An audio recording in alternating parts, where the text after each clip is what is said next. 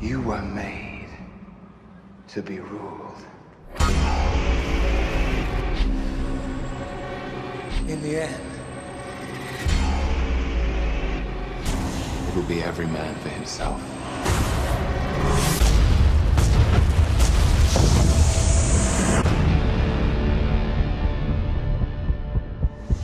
What do we do? We get ready.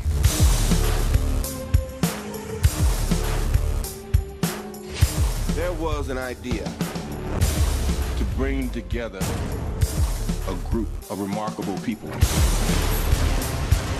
So when we needed them, they could fight the battles that we never could.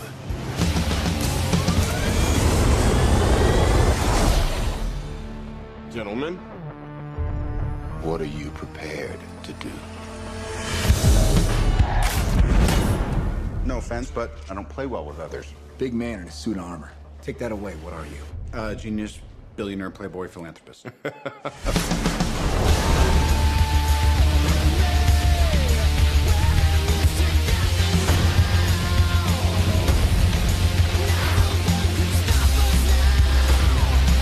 If we can't protect the Earth, you can be damn sure we'll avenge it.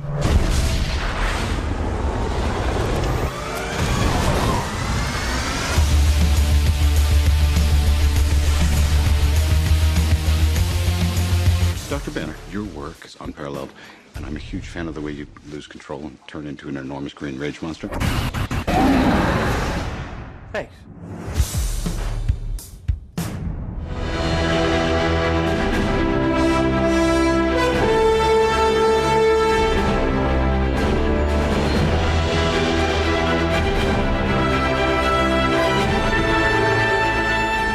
Hi, everybody, and welcome once again to GeekFest Rants. My name is Carlos Perron, and joining me today I have here Steve. Say hi, Steve.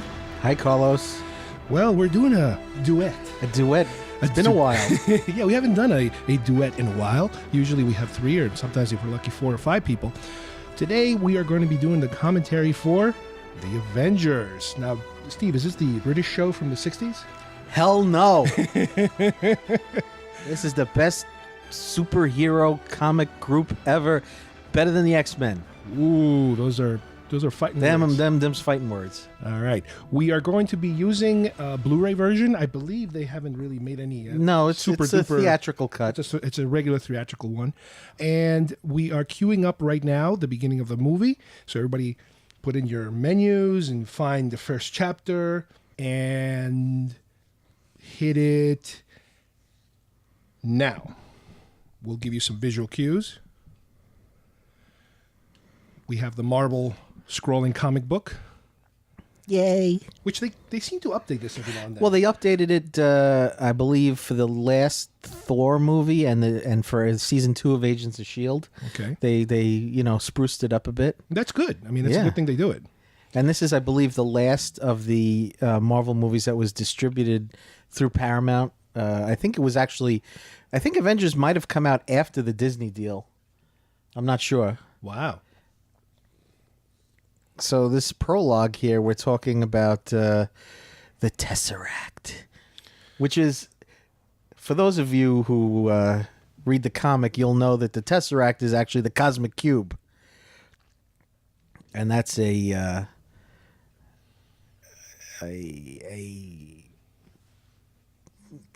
something. I'm losing my words. It's an object of great power. It can alter reality. It can make you just super, super, super powerful. It's a MacGuffin. It is a MacGuffin. Yeah, like all the Marvel movies, like the Infinity Gems and all that other stuff. So yeah. Now, explain to me something, especially for everyone listening. Where are we here in terms of the modern Marvel universe? This is after, like, what order are we in? I know that Iron Man started it all. Iron Man started it all, then Hulk, then Captain America, which that took place in the 40s anyway. Right. Then Thor, and we led right into, then I think it was Iron Man, Hulk, Iron Man 2. Okay. Then Cap and Thor, then Avengers. So they basically introduced the main characters that were going to be in this movie individually. Yeah, individually. Got yeah. it, got it. And also, Hawkeye was in a cameo in Thor. Well, same thing with Nick Fury, right? Wasn't he Nick started out in an Iron Man in the tag scene. That's right. And then he had a bigger role in Iron Man 2. And he showed up in all of them. He showed up at the end of Thor. He showed up at the end of Cap. Now, Agent Coulson, who was a bonus character in a lot of the movies. Not from the comics, created specifically for the Really? movies. Maria Hill, who's played by How I Met Your Mother chick. Yeah. I'm losing.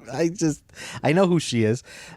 She's from the comic, but and the Coulson was he was just like a bonus character that they put into Iron Man to sort of establish S.H.I.E.L.D. It was him and Agent Stillwell that kept showing up on these extras as one-shots. And Stillwell was also a character from the comic, Really? or Sitwell actually. Sitwell. Jasper Sitwell. And here we have Professor Crazy Pants from Thor. There's always a Professor Crazy Pants. Yeah. He really goes crazy pants in Thor 2. Thor 2, yes. That's my favorite scene of the movie. Now, also, I just want to mention Sam Jackson, the version of Nick Fury that he's playing was actually based on him. Nick Fury in the comic he was part of the Howling Commandos of World War II, and he was a Caucasian character. And so he's never a modern character? well, he became a modern character, but what they did for the movies was they decided to use the ultimate. Marvel has the classic Marvel universe, the ultimate Marvel universe, which is a more modern version of the Marvel universe. And what they did was, when they created Nick Fury for the Ultimate Universe, and this is in the 90s, they decided to base him on Sam Jackson. Sam Jackson is a rabid comic book fan. Listen, that's what you might think, but in reality, the real Nick Fury is the Hoff. Oh, well, yeah, you can... I know you love the Hoff, but I'm sorry. That was... We've discussed that version in previous podcasts. Freak of nature. Yeah. And that's, by the way, Stellan Skarsgård is the actor who plays Professor Wackadoo. Crazy Pants. And so Sam Jackson was more than happy to allow Marvel to use his likeness. And then I don't know if there was a promise somewhere down the line that if they did movies that he would play Nick, but it came to pass. And that was the famous scene in Iron Man. Well, which once nobody they give us that cameo, you're stuck with it. Yeah, you gotta go. And nobody knew it was coming. And that little cameo at the end of Iron Man is what leads us to where we are now with this film. Because they slowly but surely, and to Marvel's credit, built a cohesive universe, an interconnected universe of characters, just like they have in the comic, but they boldly decided to do this with the films. And, here we have Loki. There's Loki, another classic character. Yes. Now, let me ask you a quick question here. Josh Whedon. Love Joss Whedon. What right does it give Josh Whedon to do comic book related stuff? How does he end up with this? Because he's awesome. Well, look, I mean, if you're a genre person, you know who he is. Buffy, Firefly, even Dollhouse. I mean, the guy has genre chops. But did he have any comic chops? Well, he is a fan. He wrote X-Men for a long time. Oh. After he became Joss Whedon, after he became, who he was. Okay. Now, also too, in terms of why do you let Joss Whedon direct this movie? Because he has a great sense of ensemble directing. All his work, generally speaking, has been with ensemble casts. You look at Buffy, you look at Firefly, you look at even Dollhouse, which was not very successful. He can bring out the chemistry in the characters. Yes, and he can give them all their moment in the sun. Yeah. And look, I think Firefly is an amazing show. And if you look at Serenity, which is the movie based on the Firefly series, yeah. Even though a couple of characters maybe sort of get the shaft, which, in all honesty, in this film, Hawkeye gets the shaft. I mean, he's a little bit of a background character. He does a really great job of giving every character a really important thing to do in the movie. And while he probably is better suited for television, just in the sense that he's great at character development and he's great at developing storylines. That takes longer time, and right. arcs and things like that. This and a movie like Serenity just prove that he can take it all, distill it into 2+ hours, and give you this amazing experience. Gives you a big salad. Right. Which you love to toss. Yay. So I really figured I would get it, in there before you did.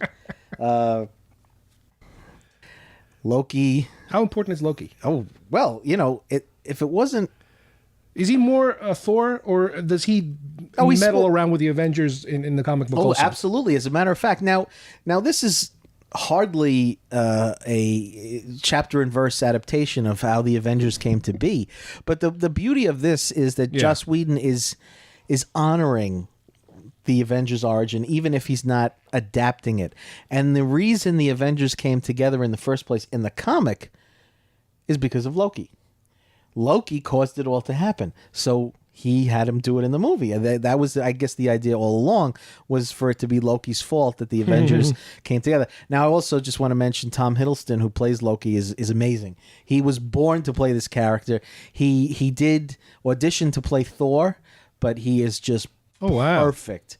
He's perfect as Loki. This is also giving him a bigger career than he had before. Yeah. He was he's a British actor, did a lot of British television, and it was actually Kenneth Branagh who worked with him. Yeah. He worked with him in a British TV series called Wallander, which is a adaptation of a Swedish TV series about a police detective in Sweden or the Netherlands or wherever. But anyway, Tom Hiddleston was a supporting actor in that show, and Branagh liked him, and I'm sure he was the main reason why he was cast as Loki. Now, it should come as no surprise, because we know that we are going to see a lot of these characters over and over again, that Loki is not your typical mustache twirling bad guy. We talked about this before, especially when we talked about Thor, that he's a complex individual. Yes. And that's the beauty of a lot of the Marvel villains, is that they're just not your typical bad guy. They're like you said, they're not mustache twirling. There's a whole backstory that sort of gets them where they are today. Like in Loki's case, he's Thor's stepbrother, and Thor is the favored brother. It's always there's that dynamic between them. The Thor is the favored one. He's the pretty boy, and he gets all the accolades and everything. And Loki has gotten everything he's gotten from being deceptive and sneaky. He's not completely heroic the way Thor is, but he has the capacity for it. Oh, yeah. He does have the capacity for it, but he also has the capacity to be a real bad dude. I mean, in this film right here, you're talking about, subjugating the planet, and taking it over and being the king. It's the villains, they're all, I would say, of all the villains in the MCU, that's the Marvel Cinematic Universe, I'd say the real, purely evil one would be the Red Skull. Like, he's just a nasty piece of work. But whereas other ones sort of have, maybe there's a little bit of gray as opposed to black and white. Do you think that as these movies are being made, especially in the beginning, and I don't know if you would agree maybe with Avengers, that they try to kind of not go too nuts with the bad guy because they always seem to be wanting to save a more classic bad guy for a later installment? Or you think every now and then they got to give you somebody juicy? Well, I know that Joss Whedon really wanted to use Ultron in this film. And I don't know if it was Kevin Feige or whoever said, no, you have to do it this way or whatever. But he loves Ultron. And Ultron, I guess he's like the Avengers Lex Luthor. He's the Avengers Joker. Okay. He is their number one bad guy who has really done damage to them over the years. He's the one that can really F them up. And he's been a villain. He's been their primary villain for like the last 45 years. Jeez. So, and Whedon knew that, and I'm sure Whedon liked him and wanted to, but Marvel had a plan. So it made sense. It made sense because like I said before, they're honoring how the Avengers came together, and it was because of Loki. But and it's sort of they're gonna get you with the sequel to like the Avengers of the comic, but to bring them all together, they have to use the whole like S.H.I.E.L.D. dynamic and everything, because they're trying to make it realistic in terms of how they come together to fight this realistic threat, and they would never just like decide to hang out together, because they're all so different. That it's Fury's idea, and it has to do with him, in terms of how they come together. But I think in the sequel you're really going to see much more of a dynamic from the comic.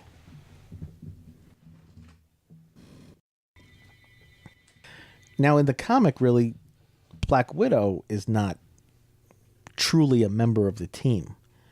She's guest starred. She's kind of helped them out from time to time, but she's purely like a S.H.I.E.L.D. agent. She's really not what I would consider a member. Now, have we seen her before this film in little bits? No, well, she had a pretty big role in Iron Man 2. Oh, that's right. He's all, Tony's all hot for her. That's right. And don't get me wrong, I like the fact that she's on the team, and they need to have a female But member. she shouldn't be a top front. Yeah, I mean, in the comic they used the Wasp. She was the primary female member in the very beginning, but they're kind of messing up the timelines and things, because they're the Wasp and Ant-Man, who was also a founding member of the team.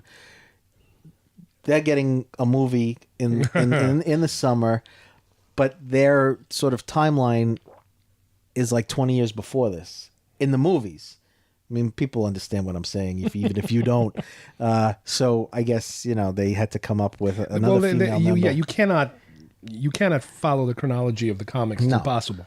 No, and I am extremely happy with everything they've done up until this point. I have absolutely no complaints as a comic book reader with how they've chosen to adapt their storylines to the films, because it all doesn't translate. You can't just take a comic and say, oh, here it is, especially a comic that was made almost 50 years ago. Well, do you credit Whedon for being able to put it together, or there are other writers involved in this? I definitely give Whedon some credit, but I would say the main credit would go to Kevin Feige, who's like the guy. I mean, he's I don't know what his exact title is, if he's CEO or whatever, but he's the guy who's sort of leading the charge with the Marvel films. And he actually worked on a lot of the Marvel films that were made by other studios before Iron Man.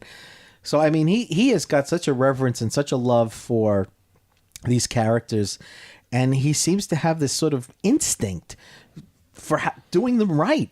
He does honor the comics, but he still grounds everything in as much of a reality as he possibly can, regardless of how fantastic, the Thor or the Hulk or whatever, how that all goes.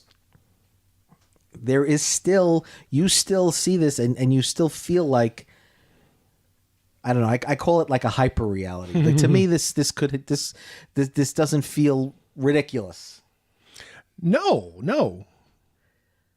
But it's got enough. It's a balance. It's enough of the super comic book ish and the gritty real stuff that the Bond type of modern Bond type of stuff that we are used to seeing.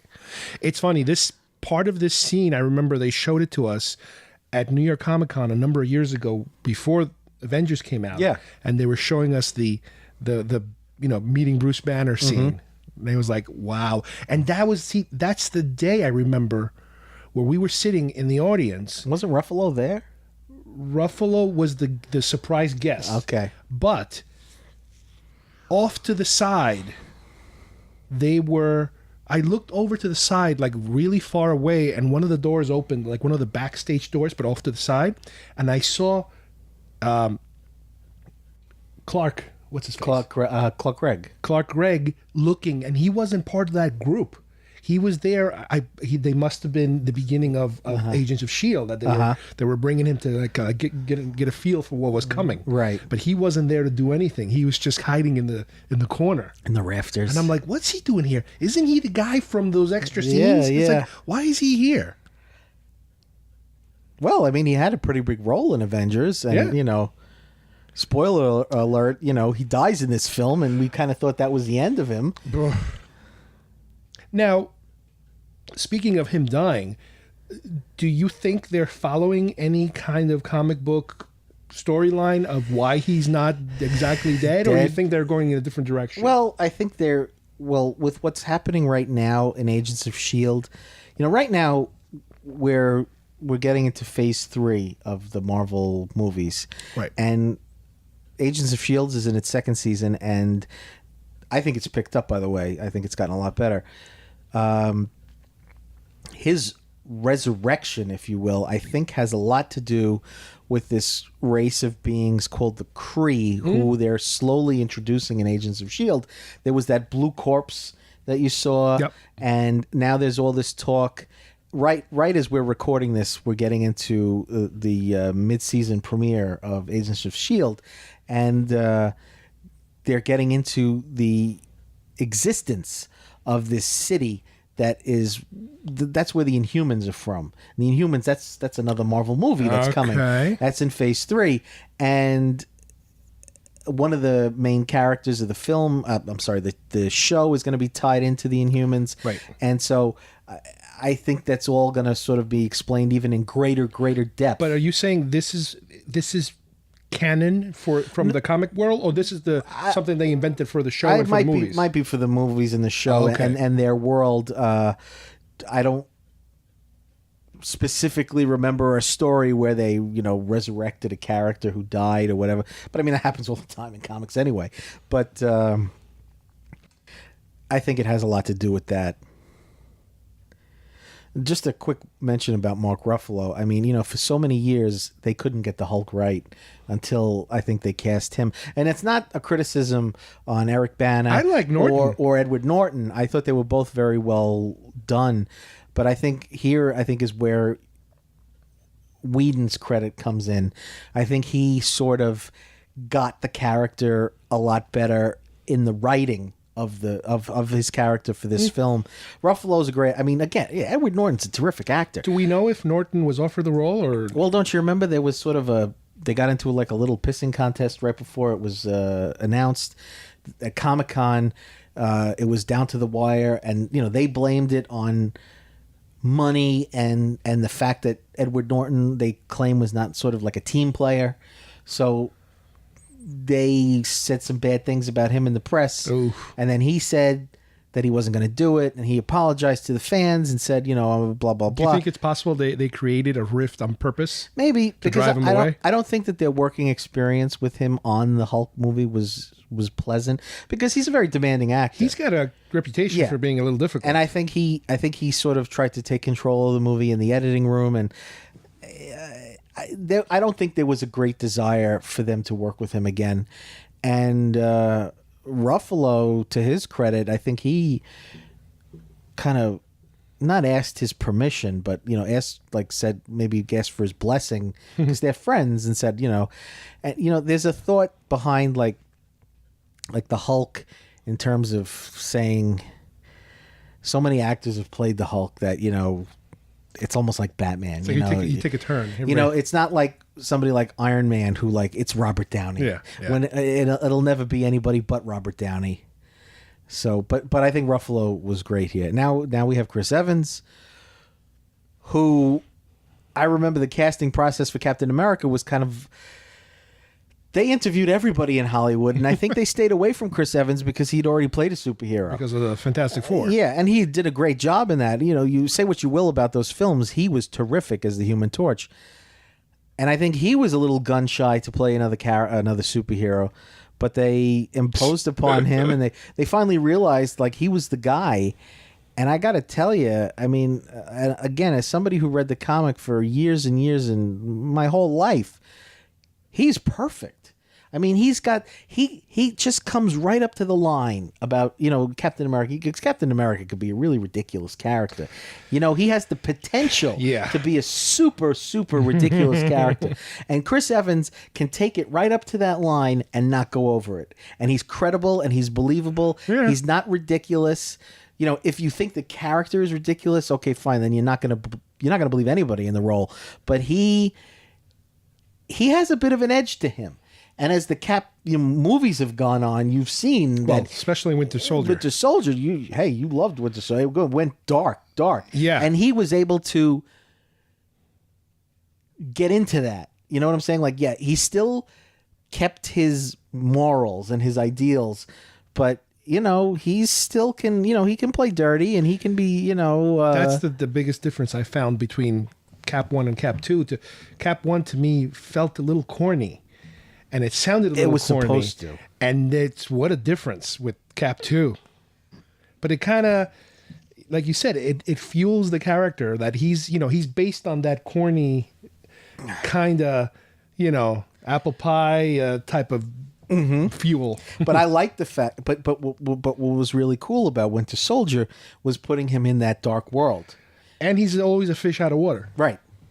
And I think that, as much as I love this film, this is the film that I just was dying to see my whole life. But if I have to, from an emotional standpoint, it's my favorite. But if I have to say what's the best Marvel movie to this point, I'd have to say it's Winter Soldier. I think it is. I think it's just, it works on so many different levels. I agree with Steve. It's about time. And of course, here we have the man, the myth, the legend, RDJ. Although that's a CGI, as soon as the helmet comes off. I think as these movies go on, I don't think he's ever in the suit. I think in the first movie he was in the suit. Now it's like, he might put on like some sort of a breastplate or something, and the rest is long johns. Right. And then, it's part of the deal with him. Give him all the money he wants, and he'll do the least amount of work as possible. Exactly. But still, he's still great. He exudes all this charisma and magnetism. He's terrific.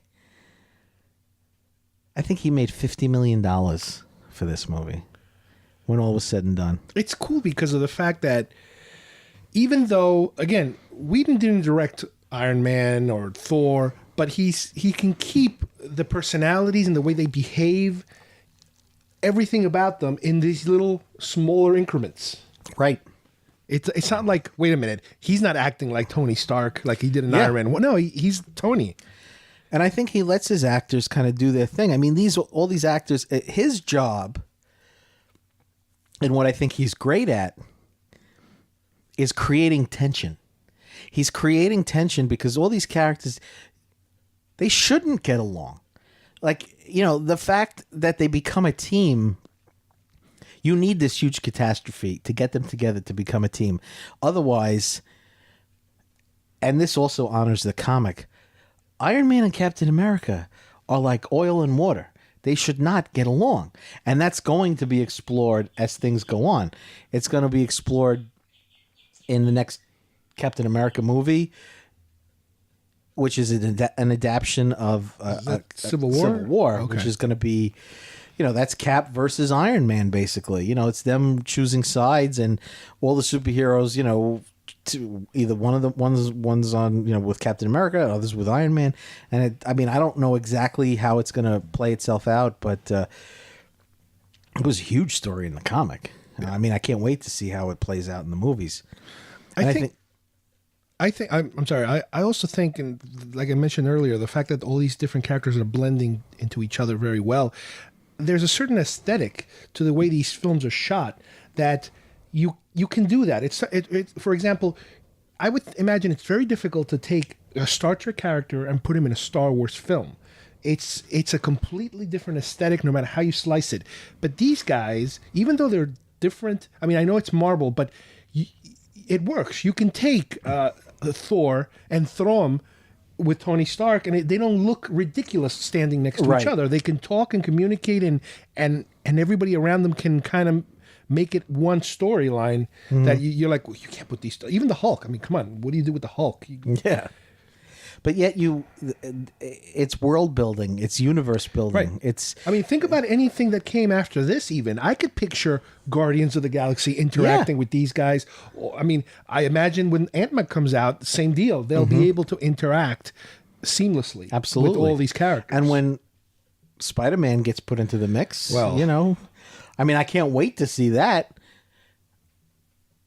I mean, there's a part of me that wishes they could all be together. Iron Man, the Avengers, the Fantastic Four, the X-Men. But even if you think Spider-Man, about it, maybe it's because it's a modern thing, but like I could picture even Tobey Maguire or Garfield interacting with these guys. The aesthetic, I think it's not that far-fetched. no, definitely not. They still kind of work. Yeah, I agree. Now, granted, you can't take a Christopher Reeve, for example, and throw him in something was like a this. different generation. It's a different aesthetic. And I think DC, one of the things that I really like about the Marvel films is there's just the right amount of humor in them. And I think mostly in Downey's performances, I think he sort of takes the air out of... Oh, he's a smartass. He's a smartass. But they can, you know, joke and tease and whatever. From what I'm gathering, even though we have yet to see anything besides Man of Steel, in terms of the new DC universe of films, they're going to kind of be deadly, deadly serious. And I don't know, you know, maybe it'll work, maybe it won't. Well, for as far as Marvel goes, I think that the most serious things we're about to see is probably Daredevil. Yeah, talk about gritty. Gritty, super Yeah. gritty. I saw the preview clips from at the last Comic-Con. Right. It is super, super dark. Yeah. I can't wait for that. I mean, again, that's a whole other aspect of the Marvel Universe, and that they're going to this sort of really, you talk about dark. Yeah. They're going to the mean streets, the gritty reality Yeah. that, you know, yes, there will be characters who have powers like Iron Fist. He's going to be in the Netflix Power Man and Iron Fist. So you still will have that element of superhero, like Daredevil doesn't have powers. Luke Cage, who's also getting a series, he's super strong, but he starts out as like a convict, you know, who just, you know, was in prison and all this other stuff. So they're really, really going to the opposite place as these films. Right. And I can't wait for that. I mean, this film, not only in terms of darkness, in terms of mood, but the look of it. This is, you know, the daytime is nice and bright it's and polished, cheery, and the colors are good. When I saw that Daredevil stuff, not only does it feel dark, it looks dark. Yeah. Even the day shots look cloudy and like it's about to rain, and everything has a shade of green, and it's like it's a palette, it's a color palette. Exactly. And here you have sort of the blue silver palette in this film. Very, very modern. It's almost very James Cameron-ish. Yeah, and like I felt like Winter Soldier was like that too, to a certain extent. Yeah. What was that DP's name? Greenberg? Adam Greenberg? It was like I think he was Cameron's DP for a while. That he loved to do all this blue stuff. Oh yeah. Now who are these guys? This guy on the left, he's not really a character from the comic, but just a little trivia: the guy who's playing him is Alexis Denisof, who was in Angel. He was Wesley. He's a friend of Joss Whedon's, and he cast him in this. But I don't think that's his voice, unless they've modulated it somehow. But he's like sort of the emissary of Thanos. Oh, another baddie. The big bad guy who we will see at the end of this movie. And we got a peek on him at Guardians. Yes, we got a big peek. But he was the tag character at the end of this movie. 1, 2, 3, 4, 5, 6. 1, 2, 3, 4, 5, 6 fingers. Yeah.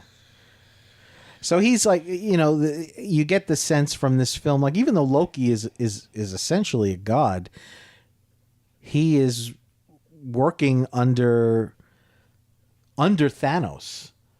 Thanos is really pulling his strings.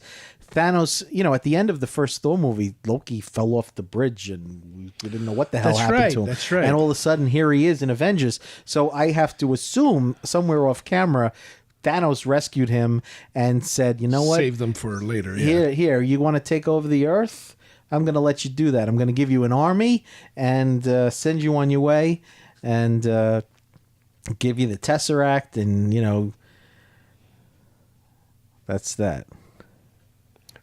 Who did the music for this? I don't know.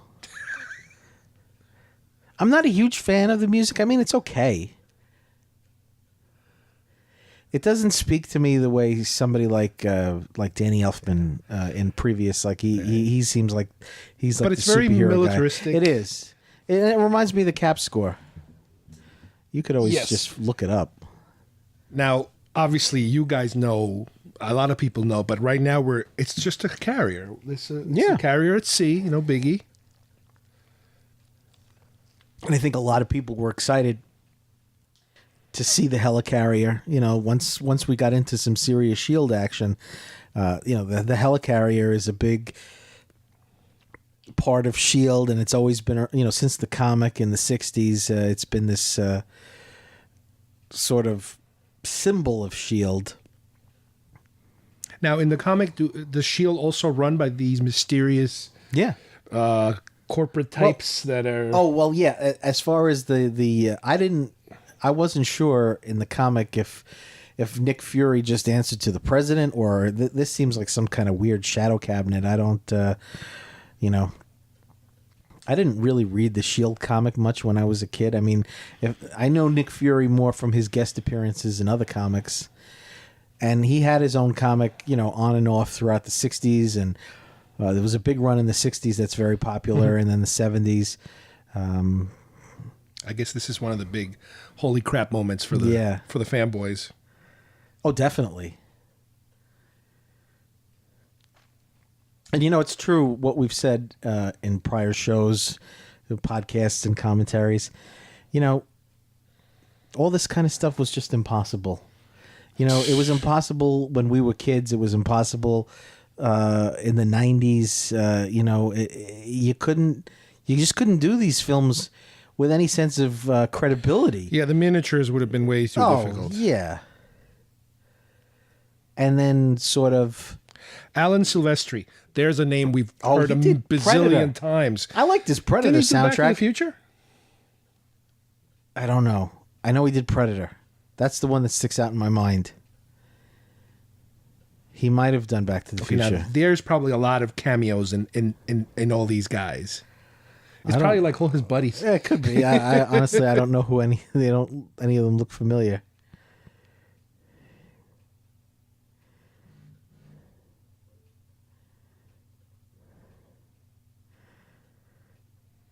But yeah, I mean, he did Captain America also.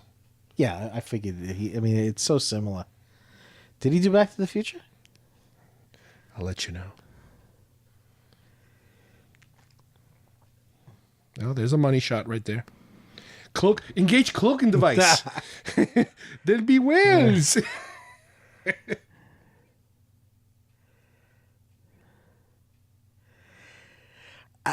To a certain degree, I think the movie feels a little bit bloated, and I have a feeling that the next one is going to be even more bloated. Really? Well, I mean, it goes briskly. I mean, it's briskly paced, but well, we spent a good half hour reintroducing the characters that we sort of already know. So I don't know. I think this movie could have been trimmed by 10 or 15 minutes, which is a very, very minor complaint. I have no problem sitting through it. It really isn't a slog or anything like that. But, as I get older, I'm like done with the whole like 2 hours and 45 minutes. It's like enough already. Now, do these Marvel films have any kind of history of director's cuts? To my knowledge, no. If we're just going from Iron Man on, no, there aren't any. I mean, there are plenty of like deleted scenes that we've seen on Blu-rays, but no extended cuts.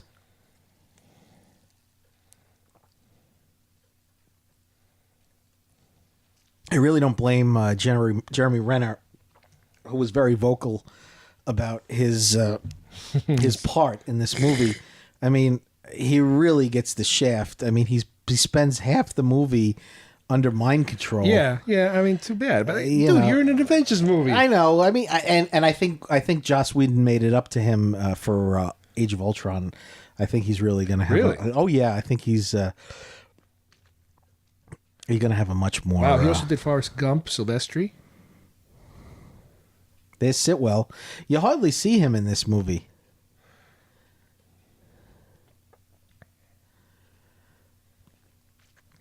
I really do like Clark Gregg as Coulson. He's a really he to me he's sort of like. Is it you? Is it the audience? You just took the words right out of my mouth. He's us, and he's just the kind of fanboy reaction he has to Captain America. Yeah. You're like, that would be me. I would probably be a lot worse than that, actually. And now things start to pick up. Now we get a little some fighting and some interaction between the Avengers. We see Cap and Iron Man will meet. This is a kind of a cool sequence. Kind of a nasty sequence too. Yeah, Loki, I remember it was a little too. Yeah, iffy. I mean, I was like, the movie's PG-13, but it gets a little gross, even though you don't actually see what happens. And here we have Cap checking out his uniform, which has been subtly altered, or more than subtly altered for this film,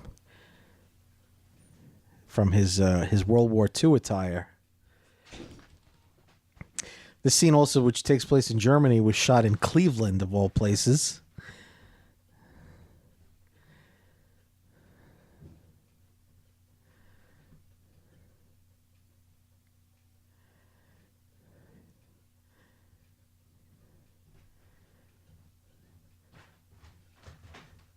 It's also going to be what happens in the next few minutes is sort of a great showcase for the Loki character. I mean, Hiddleston plays him perfectly, spot on, dead on from the comic. It's good to see him dressed as a regular person. Yeah. Here's the nastiness. He would make a good Bond villain. He would. Yeah, he probably would. He would be nice. Yeah, that's kind of nasty. I mean, that's the worst it gets for this movie. But yeah, I mean, when we say he can be heroic, I mean, he can be a real prick too. I mean, human life obviously means nothing to him.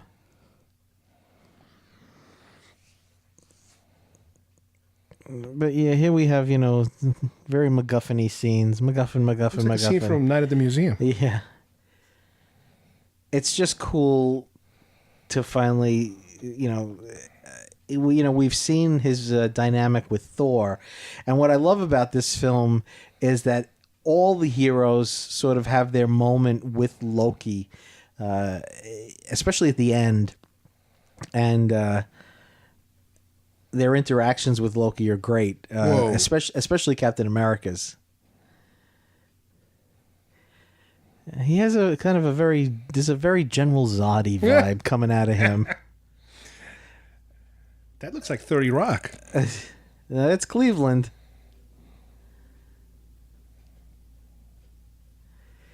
His attire is also very true to the comic. With the horns, the green and gold.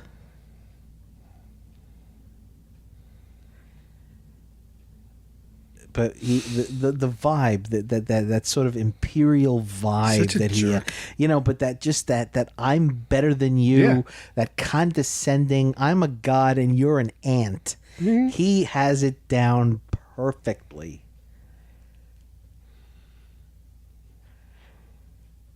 And they used a lot of his dialogue in the trailer, I remember.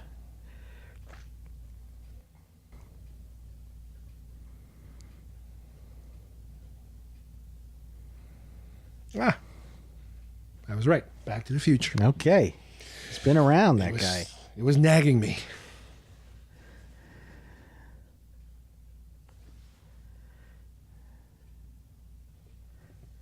There he is. There you go. I have that shield. I don't like that suit. I like his new suit. Yeah, as I mentioned before, they they altered the suit obviously to try to modernize it a little for this movie, but it took them a while. I mean, Cap. See, the thing with Cap is, it's like Spider-Man. You have to honor the suit. You have to honor the comic. But is this suit different than the 40s suit? It is. This It is a different. modern. This is their first modern version. Yes. Okay. Of the 40 suit. Got it. But then it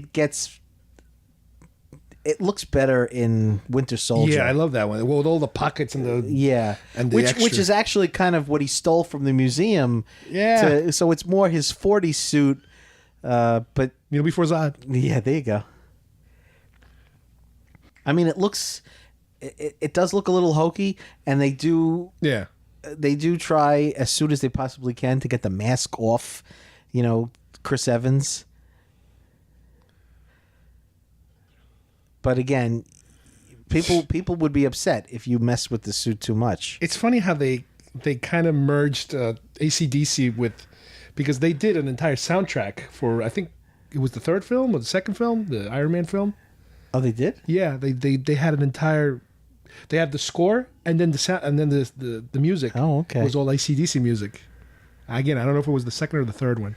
See, like right now, it's like Chris Evans and Stuntman. Yeah, Well, Chris Evans and CGI Man, Or whoever. Yeah, exactly. Or guy in green guy. Now that's Downey. Yeah. Now, I know for a fact that's Downey because I saw them. Behind the scenes shooting that. But there are the moments where Downey is actually in the suit in this movie are few and far between, because at the end of the movie he's all CGI. Anytime he flies, obviously. Yeah, but the whole battle in New York, he's all CGI. Anytime he's kicking ass or getting his ass kicked. And the smartest thing they did, I thought, with Iron Man was developing that POV inside the helmet cam. Instead of pointing out, pointing in. Yes, and so you could see Downey's face, because that's the money shot. You want to believe that it's Downey. Well, yeah. I mean, imagine the movie if you never had that point of view. Right. Even if they had the reverse point of view of what he sees, right, you would only see him like 1% of the time. Right. You're paying all this money and not even get the face. Even if you do get his voice. Now you finally have Thor. I mean, we're like 40 minutes into the film, and finally we get to see Thor. I guess these two have never met. I just love that. I just love how he just takes him.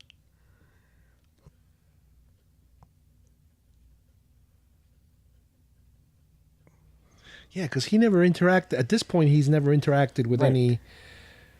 Oh, yeah. Well, Thor has interacted with Coulson. But not with the No, main not with these the- main no, guys. not with the no. main guys. And see, this is another thing I like. All the fans, really, what they wanted was they wanted to see, before the Avengers actually working together, they wanted to see the Avengers kicking the shit out of each other. They wanted to see Iron Man and Thor fight. They wanted to see the Hulk and Thor fight. They wanted to see all these things happen. Yes, we know they're going to become allies, but it's happened in the comic where they've battled, and you want to at least get a taste of that. What can they do? And Whedon does this in such a way that it's completely believable and credible. It doesn't feel like, oh, I'm throwing you a fight. I'm throwing you a fight here. No, it like this. I mean, it's great to see just a little teeny bit of that interaction between Chris Hemsworth and Tom Hiddleston, because they are great. You really believe the brother dynamic between them, or the stepbrother dynamic. But, very shortly after this, Iron Man's going to show up and some serious ass kicking is going to start. Ass kickery. And I love, now that he's here, I should say, I think Chris Hemsworth is Thor. I mean, you visually, you couldn't pick a better guy to play Thor, but he can act. Well, that's the key. Again, for him to behave this way in normal Earth, it's like would be a little hokey. If he's in Fantasyland, that's Asgard. good. But he was able to pull it off in Thor. That was one of the things I remember when we talked about Thor, was that they did it both ways. They pulled it off on Earth and they pulled it off in Asgard. And now here, again, if he can keep his acting chops, he can get it done. Oh, yeah. And that's like what we were saying before. They created this world, now all these different worlds, and now they're all interacting. You've got the Cap world, the Thor world, the Iron Man world, and now you can believe them existing together. Now, I think at this point, not only with this film, but with the Dark World, I don't know how much they can squeeze Loki. Because we've seen a lot of Loki already. Well, here's the thing, too. Are there more faces of Loki that we haven't seen? Well, other than think he's the baddie and he's the I think sometimes I'm going to help you guys. I think we've seen both. We've seen him helping and hurting, and we've seen him. Usually, he helps when it suits him, so you can't call him a hero. Right. They have one more Thor film, and that's Thor. It's going to be called Thor Ragnarok. Now, we know at the end of Dark World that it's Loki who's on the throne, pretending to be Odin. He's up to his old tricks. So, honestly, it'll probably be the final battle between Thor and Loki,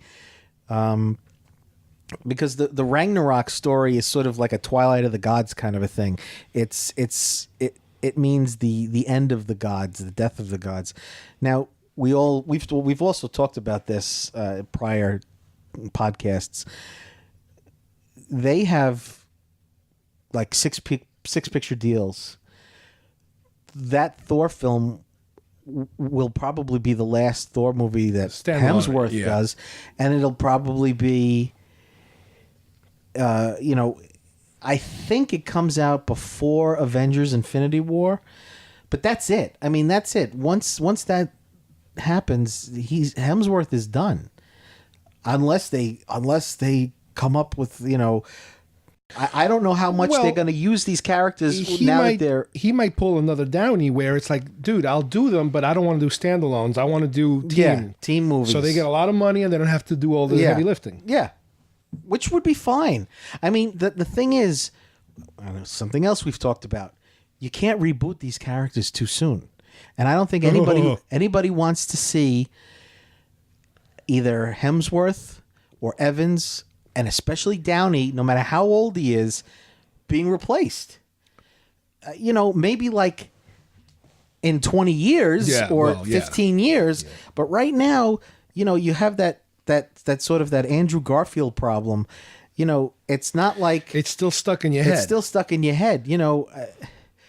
I think with certain characters, right? I think we're sort of we're attuned to Batman always being replaced, but with some of these characters that have been one actor for so long, it's really, really hard to buy another actor in the role. Sooner or later, Marvel's going to have to do it because they don't want to just throw these characters away. But it's got to be a while. And I believe that from what I've read, Kevin Feige, I think he's got things planned out to like 2028. I mean, the guy is insane. So, I mean, a lot of that depends on actors and money and things like that. But, so... You broke my Iron Man. Yeah. I mean, that scene was just great. So Thor's hammer cannot penetrate. What is Cap's shield? Cap's shield, which is made out of adamantium. The same adamantium from Wolverine. Yeah. But I think they can't call it adamantium because Fox can call it adamantium, but I think Marvel has to call it vibranium because of all the stupid legal BS. But yeah, I mean, now things are starting to cook. Now things are starting to really heat up. And, you're getting the sense that everything that's happening is because Loki wants it to happen.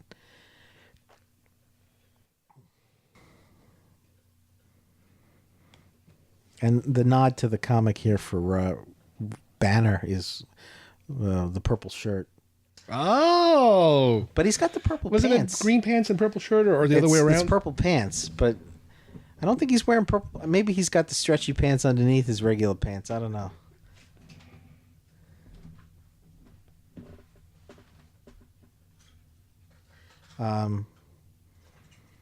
But here, now we're getting into a little bit more like exposition. It's a lot of MacGuffin, exposition, blah, blah, blah, blah. That looks remarkably a lot like the cell where Khan was held into darkness. What? Excuse me, what? I didn't say you could mention that. How dare you? Leave your house. Leave your own house. Get out of your house. There you go. Purple shirt. Yeah. It looks like Thor's cape folds into his armbands. Oh, really? Yeah, look at that.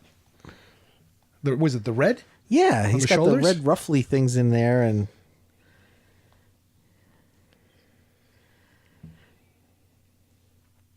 Sam Jackson has managed. I mean, like, this guy has crossed every genre line. I mean, ever since Pulp Fiction, he's like in the action genre. He's a Jedi.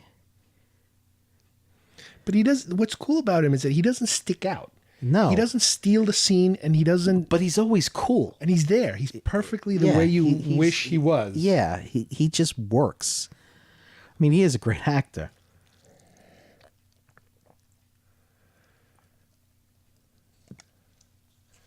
He had his. The other cool thing about this movie is the fact that, which they've done in just about every single one, they didn't give you a new origin story for the Hulk, even though they changed the actor. Right. And that's what I love, too, about, obviously it's different. I consider what I said before about rebooting. I don't apply that to the Hulk, because Marvel's Hulk movie was their first Hulk movie, as opposed to, Universal did the first, then they lost, they gave Marvel back the rights. It's the same with Spider-Man. I don't consider that a reboot either, because he's just coming over to Marvel. But what I think the smart thing to do in both cases, which they did with the Hulk and which I think they are going to do with Spider-Man, is no origin story. We've been there. Please don't give it to us again. We know it. We know it. Well, especially but that's the problem. If they're going to put him as a team member, they don't want to waste the time. Right. Like here in this movie, if you would have done origin story for the Hulk, that means he would have gotten maybe 2 or 3 times the screen space. Right. The airtime. It's like he's there, it's over, it's done.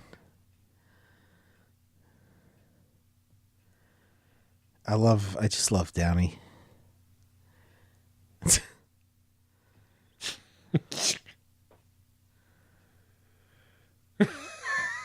But we did. Galaga. You have to be from the 80s to know that, don't Galaga you? was awesome.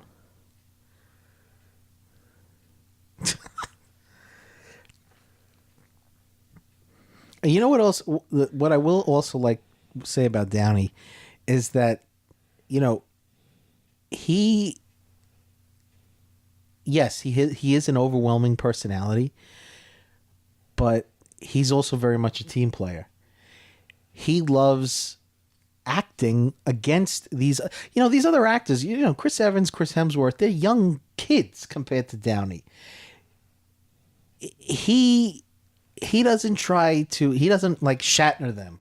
No. He has like a gravitas around them, but he doesn't look like he's trying to ape them. right, and he doesn't look like he's trying to steal their lines or say, "Give me this close up." I think he's actually happier to be like, "Yeah, let them do as much. I'm getting paid a lot more than they are. Let them do whatever they want." Doing 1/4 of the work. That's awesome. I'll just show up and, make a few jokes and smile and, then you can show me putting the suit on, and then I go to my trailer while the CGI guys and the stunt guys kick the hell out of Chris Hemsworth or the Hulk. I understood that reference.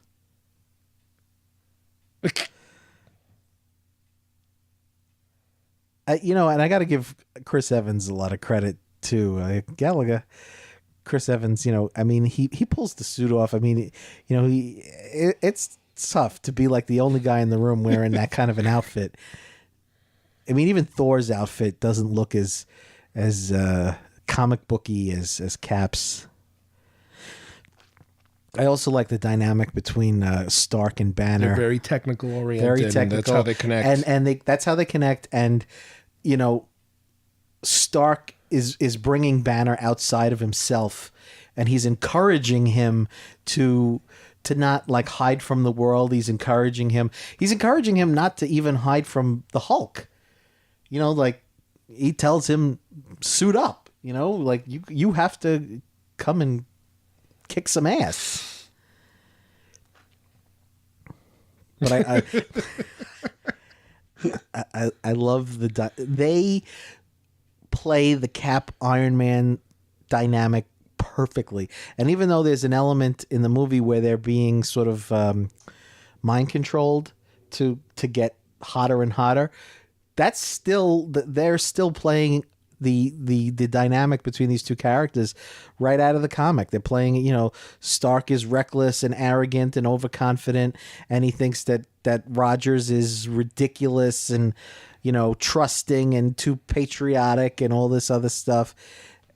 It's almost like these three together, it's almost like a sitcom. Yeah.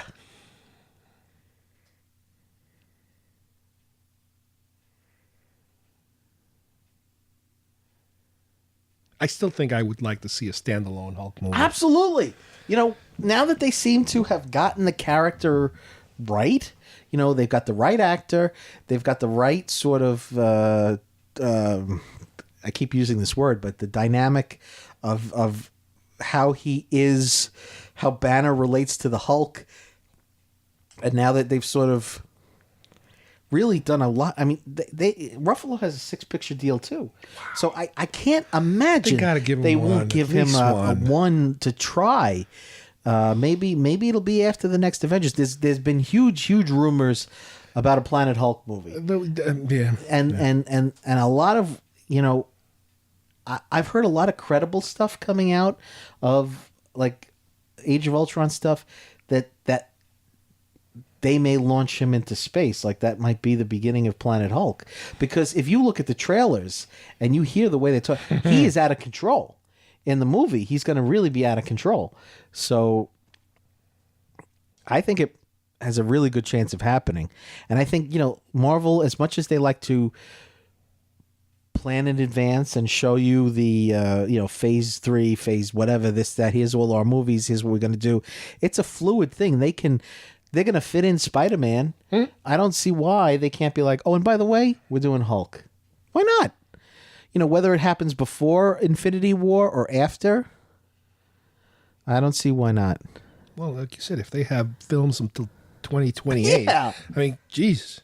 And again, you know, how many Avengers movies are they going to do? You know, I mean, if he's don't forget, he's gotten no standalone movies. You get a movie, and you get a movie, and you get a movie.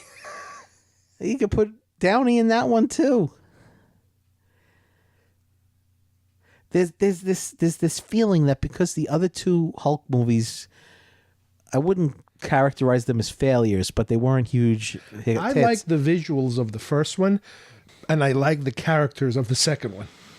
Well, I like the characters of the second one. I thought, you know, again, like the CGI advances were in the 5 years between the two movies were great. I thought he looks, I don't like the way he looks in the first one, and the second one he looks better, and the Avengers he looks amazing. But I like the comic book transitions they did. Yeah, well, that was Ang Lee doing all his funky directing stuff, and I did enjoy that. But the story was wacky. Yeah. And I didn't like I like Eric Bana, but the Nick Nolte I didn't like. No, he was way over the top. He was just he was way over the top.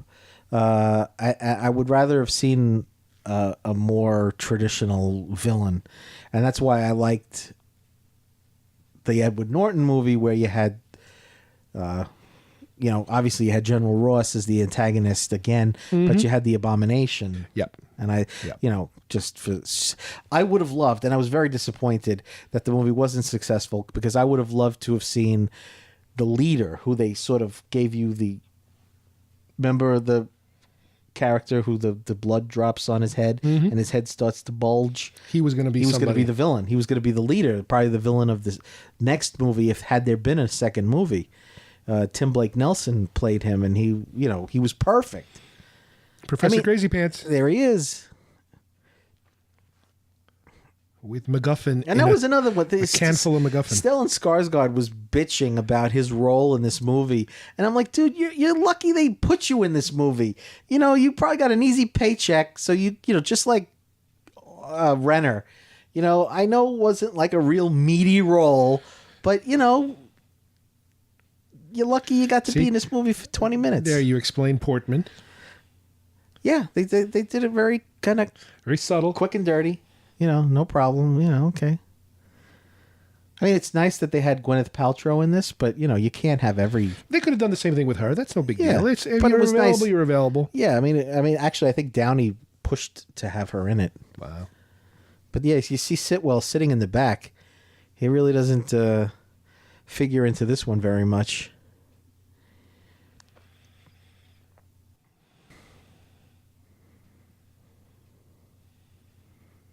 And that's another thing too. I like. See, he's very comfortable with him. Yes, and I like the fact that knowing what's going to happen. I like the fact that everybody in the movie has a nice little moment with Coulson, because again, it's, you know, they have, you know, we're getting up to the point where, you know, that there's the big explosive stuff going on, and Coulson's going to die. And that is sort of the unifying force to get them to really work together, is like, you know, this guy, we love this guy, and now he's dead.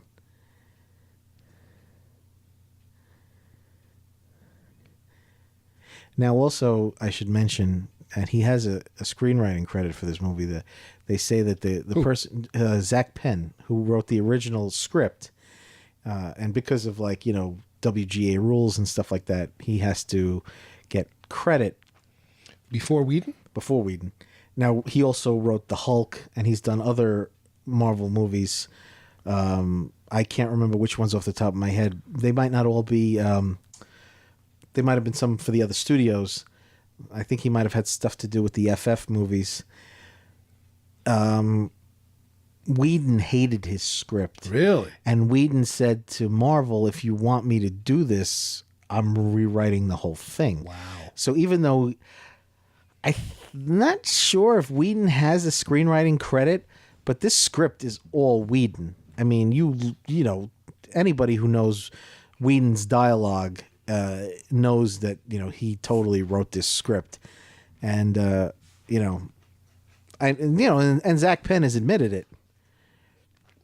Has he done anything after this? Penn? Yeah, he has. I don't know off the top of my head what other stuff he's done.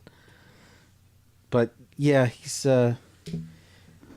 you know, Now, do you he doesn't have Whedon's touch, let's put do it you that know way. if Downey, for example, because he can pull his weight, can like do more like touch-ups on the script and suggest lines and that sort of thing? And I think he does. I think, but I also think he does respect. Well, let's put it this way. You know, I mean, he worked with Jon Favreau very well, but then when it came to Favreau leaving, Downey handpicked Shane Black to do Iron Man 3 because they were pals, and they did that movie together, Kiss Kiss Bang Bang. Oh, yeah. And I know that's another thing that's great about Robert Downey. Robert Downey knows he's kind of an egomaniac, but he's self-aware, and he knows that he might make suggestions.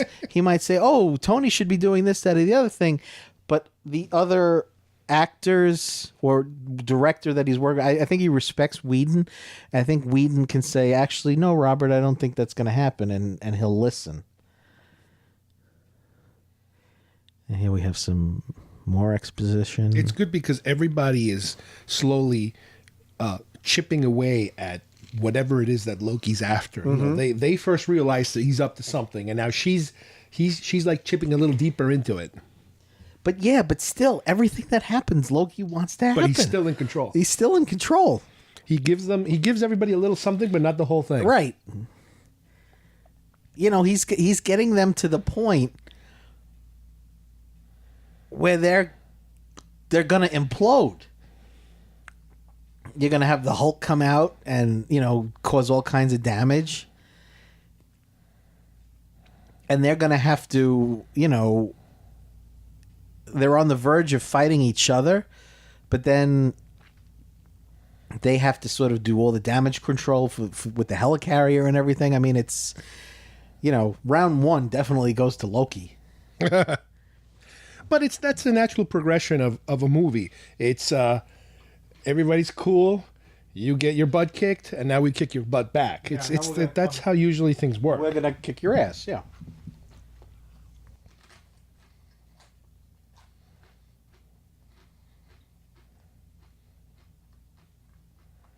She's so hot, by the way.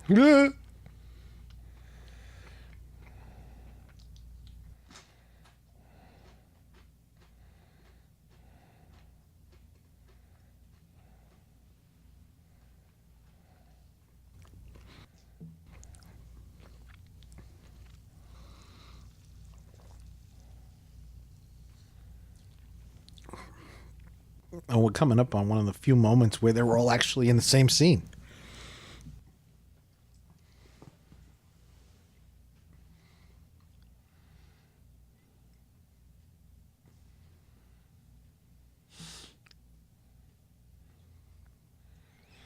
I thought they were in phase 2 already. I was thinking that myself. We're in phase 3. Where the hell you guys been? Stop. Yeah, there's if you're a fan of Johansson, there's a movie you should watch called Under the Skin, I think it's called. Very interesting. Okay. Sci-fi film, artsy. And you know what artsy is code for? Naked. Naked artsy.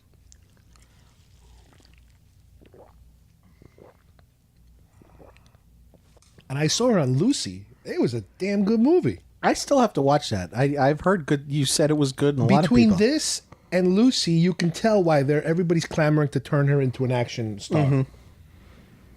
She's already an action star. Yeah, she is. A lot of people are clamoring for her to get her own Black Widow movie, and it doesn't seem like it's happening.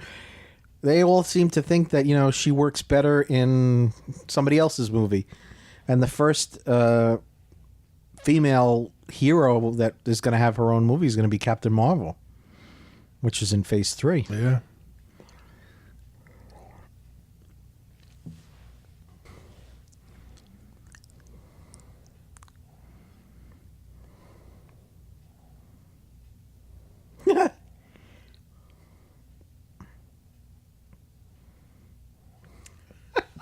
Uh-oh, everybody's fighting. Yeah, I just love it. See how he messes with the angle to make you even more uncomfortable? Like it's all the tension is ramping up. I mean, I just have to say too, the credit that Marvel deserves for pulling this off. It's not like X-Men or Fantastic Four where they start out as a group. This is a group of pre-established characters who, if you in the comic book, you can do that, throw them all together, make a team, boom. But they were ambitious enough to say, this is one of our most popular comics. Why can't we just do the same thing? It just needs some careful planning. You just need to lay that groundwork. You need to get these actors. You need to make them understand that this is where it's going, that you have your standalone movies that you're going to be the star of, and then you're going to have these other movies where you're part of we're going to pay you a lot of money. Well, and you're going to, that was the first thought, actually. Yeah. And you're going to get to not do all the heavy lifting, have some cool scenes, and we're going to have this amazing sort of team up situation. And it would, I don't think anybody was prepared for how successful this movie was going to be. I think there was a sense that it was going to do well, but even, Iron Man was the only monstrous hit that Marvel had. Captain America, Thor did well. Hulk did meh. But this made like $600 million. This made like Titanic kind of money. Brought it all together. Yeah. And now the bounce that the characters get out of, Captain America, Winter Soldier made tons and tons more. I mean, it was a better film, but it made so much more than the first Captain America. And even the second Thor, even though it didn't do as well as Winter Soldier, still did better than the first Thor. And all the Iron Man movies, I mean, they're just their own, they're their own animal in terms of success. But I think the proof, and again, we're kind of going over something we've said before, but look at Guardians. It's now the brand. Again, nobody thought, I mean, we were like, can they really do that? Even us. We were they like, did it. oh. I mean, Guardians, and I've said this before. It was probably the riskiest thing. It was the riskiest thing. It was the first Marvel movie based on a comic that I had never read. Yeah, no kidding. So I was, even though I had a sort of passing knowledge of the, I was like, I was gonna read the comics before I saw the movie. I got lazy. I didn't read them, and I was like, who cares? And I loved it. I didn't have to have the history with them that I had with these characters to like the movie. One of the things that's a little disappointing to me with this DVD is that the aspect ratio I don't think is right. I think they purposely made it so that you fill the entire screen. I think the movie was a little more wide. Really? It's packaged as a widescreen movie. Yeah. Because it fits your TV.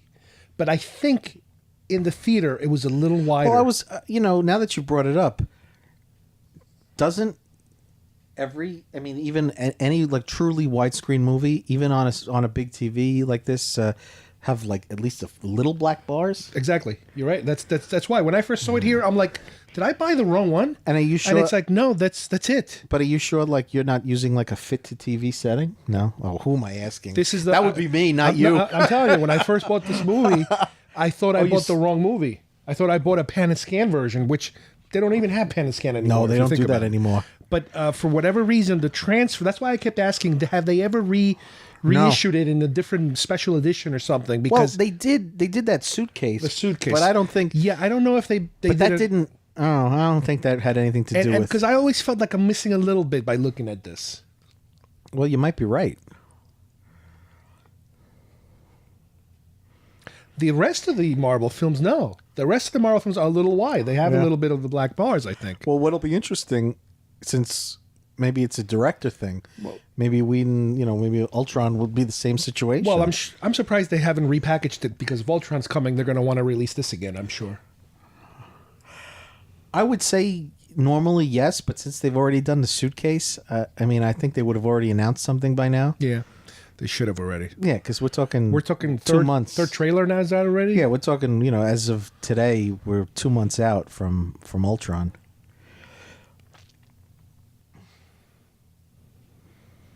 Now, what I find interesting about this scene right here, in terms of him turning into the Hulk, what he says later on is that he's in command, and this scene leads you to believe he's not.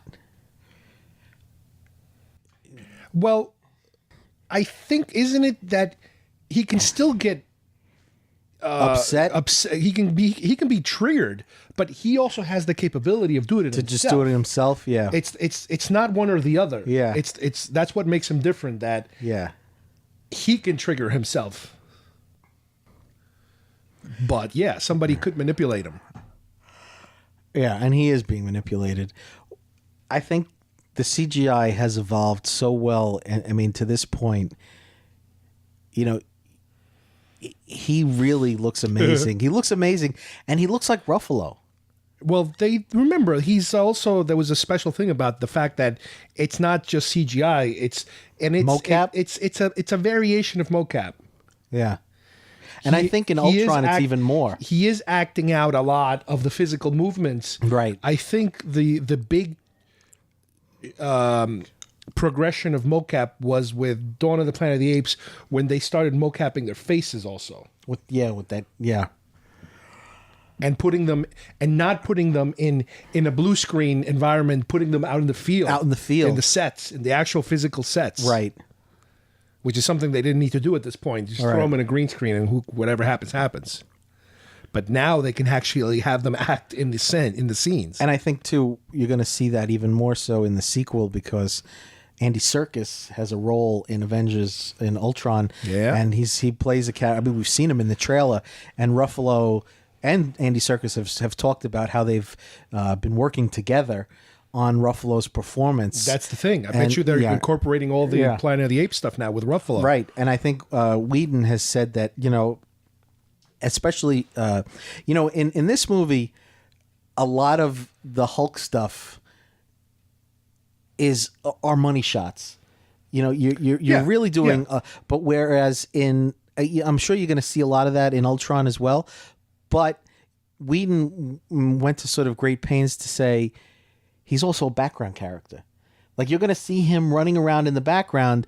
It's not going to be like every scene that the Hulk is in is a big Hulk scene like this one coming up, or where it's going to be the Hulk in the shot and that's it. You're going to see him like just doing his thing off to the side. Oh, ouch. This might be just the fight with Thor is like they've fought in the comic, and you've always wanted to see this. There's so much of this movie has so many of the scenes in this movie. I'm like, I'm going to be 45 years old, and I've been wanting to see this since I was 5. Well, I love the one with Loki that comes later. Yeah, but seeing the Hulk and Thor square off. So now remember, he had the purple shirt, but he didn't have purple pants. Yeah, he must have had he had a different color pants. I remember. Yeah. And again, didn't somebody once like say, okay, he's wearing these special pants that stretch? Well, he will be in the sequel. I don't know if he is now. I think they just ripped up pants. I'm not sure. That's why I'm wearing my sweatpants right now in case I have to Hulk out. Which is entirely possible.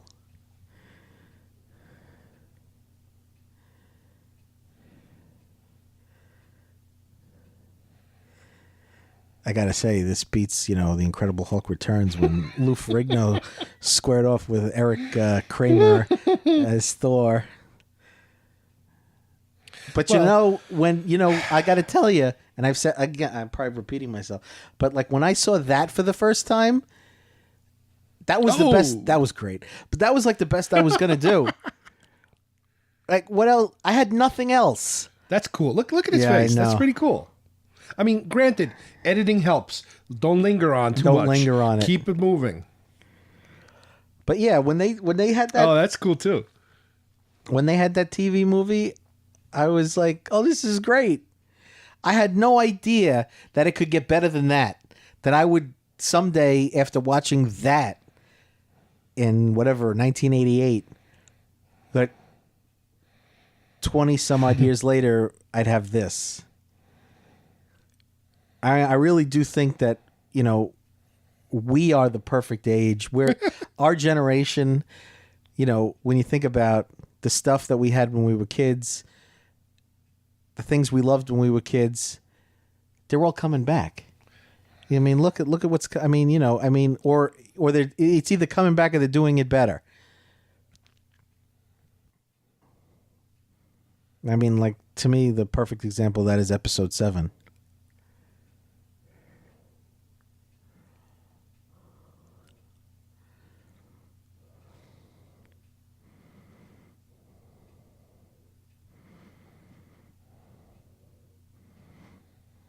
And if you count up the amount of screen time that the Hulk actually has, it's not a lot.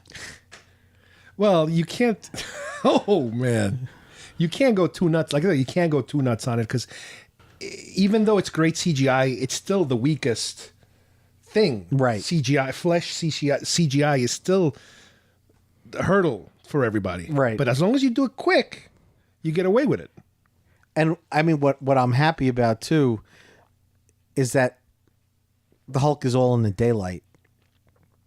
Right. They didn't have to hide him completely. They didn't have to hide him. We're getting to that point at least where you don't have to hide him with night. I mean, what's amazing here is that, again, CGI, oh man, that's cool. It's amazing. CGI has done such an incredible amount of work when it comes to vehicles and, metallic things. And environments. And you look at some planes and you're like, this is a real plane.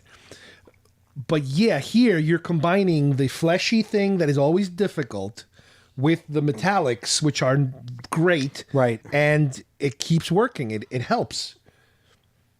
if you isolate him into just a fleshy creature, it kind of you start to pick it apart a little more. But when you kind of mix it with things that your brain tells you, oh, this stuff is real, it helps in convincing you to do this. And obviously, when you edit, a normal action scene into it, it's a great way of disguising, of layering all this stuff. Mm-hmm.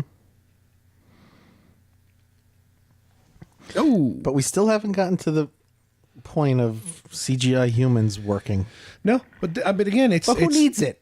But it's a process that is slowly getting there. It is, and you know what? All you need it for is as enhancements. It works great with dinosaurs because there are no dinosaurs. So you see a dinosaur and you're like, well, I can't compare it to a real dinosaur. Right. I can only compare it to an alligator or a lizard. But not to get too far off the subject, like I was so disappointed. As much as I liked a movie like Pacific Rim, too much of it was at night. And those characters I thought worked when you did see them during the day. I thought they looked good. Same with Godzilla. Yeah, maybe they're saving the day for the sequels. Yeah, I guess. And it was night and it was rain. But yeah, when you talk about CGI, like with somebody like a character like Iron Man, I mean that looks real. That looks photo real. Yeah. You imagine there's some guy, on cables being strapped and thrown around. And because you see the behind the scenes, usually what it is, whether it's Robert Downey or Stuntman or a Green Man, a lot of times, maybe sometimes it is a full Green Man, but a lot of times you'll have just the breastplate and the helmet. And the rest is like red pajamas. Right, they do the rest right. Ooh, nice. Are you never going to stop falling for that?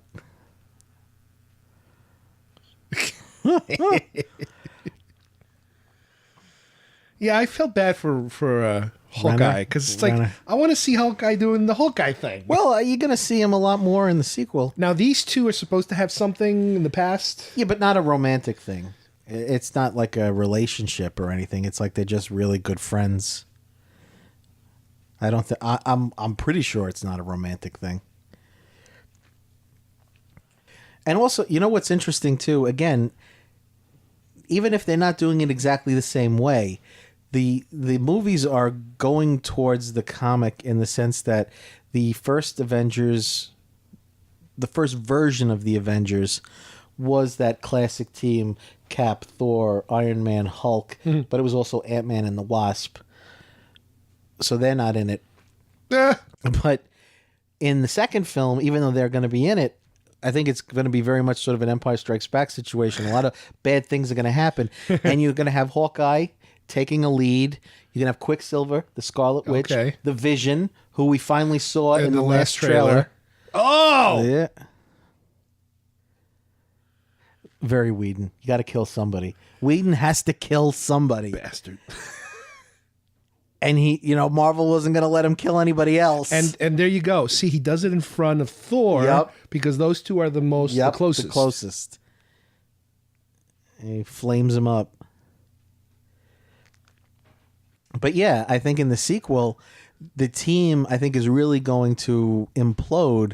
And really what's going to end up happening is you might just have what happened in the comic. Like, no more Iron Man. No more Thor, but you may still have Cap leading with... Well, you got to have a majority of new people because this way you create the new friction and the new how do we work together scenario. And that's what happened in the comic. And you bring one guy or two guys that are the glue that show them how to do it right. And that's the thing. In the comic, they weren't even like over maybe like a little more than a year and a half old. They blew the team up. And they replaced it. The second version of the team was Captain America, Hawkeye, the Scarlet Witch, and Quicksilver. It's great. Thor is falling down.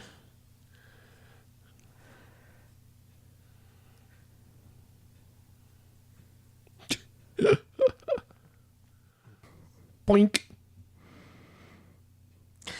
What? Just to say a little bit more about the CGI, what impresses me the most about this film or another, film like it, is when you realize how much of it's not like a Star Wars thing where you just feel how CGI it is. Well- whereas I mean, I know it's been 10 years since the last Star Wars, but like these environments, Right, but they keep in feel mind, real. this is also not Thor. This isn't Fairyland. Right. My Little Pony world. This is on Earth, so it helps to see trees and beaches and environments that you're familiar with. But I would say, I agree with that. But I would say even if you're in Asgard, Yeah. it still looks really good. Whereas, like, friggin' Padme World or whatever the friggin' name, Geonosis or whatever Anakin those Land. look like you really thinking like they're talking to a tennis ball on a green set. Whatalandia. See, they gotta get some unobtainium, Misa pee-pee, misa poo-poo. Yeah. And again, I guess it's partially just the progression of time and technology, but it really looks amazing. I think in Iron Man 1 especially, we did see POV of the opposite, of his point of view. I think we we saw did. his face like we do now, but we also saw him like targeting things and Yes. the traditional targeting of something. Oh, look at that. Oh, there you go. Oh, better. Now, what's funny if you think about it, if you really think about it, because all of the flying Iron Man scenes are done CGI, they could do an Iron Man cameo in Agents of S.H.I.E.L.D. They could. without them going insane looking for Downey or anything. Sure. I mean, it'd be great if he talks, but There's been talk of like a Hawkeye cameo in Agents of S.H.I.E.L.D. I mean, he's going to be in Civil War. They just confirmed Hawkeye is going to be in Civil War, which makes a lot of sense because a lot of the Cap stuff is tied to S.H.I.E.L.D. And you really would like to see Hawkeye. You saw Scarlet Witch, I'm sorry. You saw Black Widow. But, I mean, they've had Sam Jackson. They've even had Jamie Alexander, who plays Sif, Lady Sif, in the Thor movies. She's been in it, and she's coming back. Yep. I'm just saying Downey, because he is so important, so expensive, so theoretically maybe hard to get, that they don't even have to bother him. They can just, say, Hey, talk on the phone and do some right, dialogue, and we'll right, 'cause CGI even you. it could be he's talking through a communicator. He can be talking through the phone, or he doesn't have to talk to the phone. All of a sudden, Iron Man is flying in the background doing some Iron Man-y type of thing. Exactly. But in terms of their contracts, like I remember Chris Evans saying, I have a 6-figure deal, and if they want me in Agents of S.H.I.E.L.D., well, then, I appear 6 times as Cap. If I appear in Agents of S.H.I.E.L.D., that's one of my times. Yeah, if you're you right. want to be a dick about it. Well, I'm sure he's, with Whedon, it could be, if Whedon asks for a favor, he'll do it. I don't see why not. And that's one of the things that they run into with Agents of S.H.I.E.L.D. is, well, how come we never see the Avengers? How come we never see any of them? That they have to kind of find a way to acknowledge their existence and that things are going on. A lot of times Agents of S.H.I.E.L.D. leads into a movie and then comes out of a movie, like it did with Winter Soldier. Yeah. But it also even did that with Dark World. So in a smaller way. And it's like, okay, but all right, wouldn't it be nice? I understand that. Wouldn't it be nice to just see one of them? And I think eventually, as time goes on, as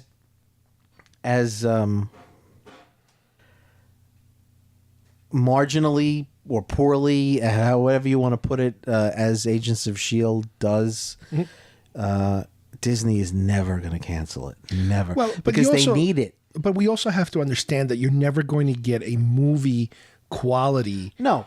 product from a TV show. Especially now with the DC shows, with Arrow, with the Flash, with this explosion of DC shows that are so successful. Marvel is kind of like being looked at. I mean, until we see the Netflix stuff, Marvel is being looked at like, oh, DC does TV and Marvel does movies. Yeah. Yeah. But obviously, these guys are never content. They always want to get each other. Yeah. There you go. And DC is actually doing something a little interesting, ambitious, whatever you want to say. They're splitting their TV and movie universes. They're not going to connect. Right. You're gonna have the same characters in movies and in TV shows. Yeah, that's a little troubling. It is troubling because there's a cameo. There's Harry. There's Brett. I mean, people who have the Blu-ray. They know he had a lot. He had a lot more to do. Oh, I thought this was going to be the. I forget. I thought it was going to be Stan Lee. No, you don't see Stan Lee until the end.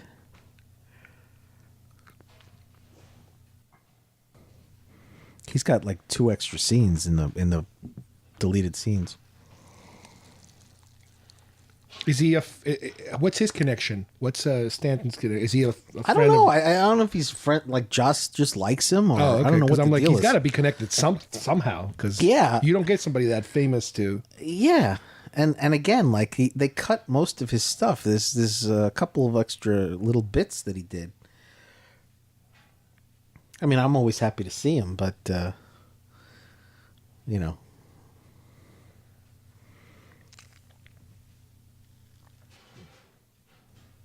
It's Born Supremacy. You know, I haven't even seen it.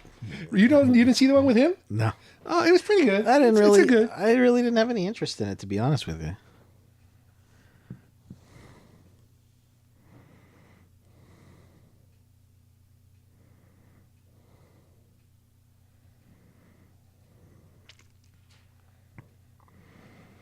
And now we're getting into like the lull between the two, you know. We had the big action scene. Now we're going to have a little bit more. That's why I said, you know, there's a little downtime, a little bit too much downtime for my taste. Mm-hmm. Whereas I really don't think it's going to be as much. And even though Ultron is I think, going to be longer, I don't think Is it it's going to be like 2 3/4, 3 hours? I think it's going to be like a Dark Knight Rises kind of running time. I'm almost. I'm surprised because it's not the last film. No, I think they have so many characters going on, and I still think there's a lot that with the trailers aren't showing us. I think we're possibly even getting Black Panther. Well, we just got a peek at the Vision for the first time, Right. So. But there's other stuff in the trailer. Oh, that'd be great. Do you think Black Panther is going to have? It would be all CGI. No, he's going to be a guy in a He suit. would have to be, Yeah. even if he's wearing the mask. I mean, you could, I guess, if you For, need like, for the acrobatics? For the acrobatics, yeah, I think you could, but I think more often than not, it's going to be a guy. And again, since it's a full face mask, you could do the whole stuntman I mean, thing. they did it with Spider-Man, yeah. But yeah, I mean, there were plenty of moments where Spider-Man was all CGI. And again, if you look at the older Spider-Man films, it's like, yeah, that's CGI. It's a progression. It's just we're spoiled. Yeah. If you were only watching movies every 5 years, you would notice such big differences. Yeah. The jumps. Again, it's not relevant to our discussion here, but I'm very, very curious to see how episode 7 is in terms of the CGI with the real, like if it's just more of a backup, and is it like they're really saying, is it going to be more? I keep mentioning it, and I know they keep defending the prequels, how we perceive them as being so CGI filled, but in reality, from what I understand, yes, there's a lot of CGI, but there's a lot of practical models built environments that because of the CGI around them, your brain processes it all as CGI. Yeah. But they apparently did build a lot of buildings and environments and things in miniature, mountains and settings, and your brain just says CGI. It's all CGI. It just it became overwhelming. Like that the real like stuff. Mustafar and stuff like Yep. that. Yeah. All of that stuff, like fake lava flowing Right. instead of CGI lava, stuff Right. like that. But it's just that your brain is Wired, overdosed on so many spaceships that you just shut down. Right. And like I mentioned before, with these type of films, the most fantastical so far has been Thor, and that's when you get to the the funny looking ships and the Mm-hmm. flying castles in the sky and the rainbows and Mm-hmm. all this and that, that's where your brain kind of goes, okay, I get it. Yeah. But again, probably the grittiest of all is probably Cap 2. Oh, yeah. And I think you'll hardly see it at all in the Netflix stuff. I mean, definitely Daredevil. I mean, again, just to maybe enhance the acrobatics. Yeah, the acrobatics, or maybe like in Gotham where they take a building and they add a little Yeah, thing here, a little to make touches it, to make it more gothic. so you don't think it's Brooklyn. Right. Just to hide things, not Yeah. so much to make you go, wow, amazing. Right. Yeah.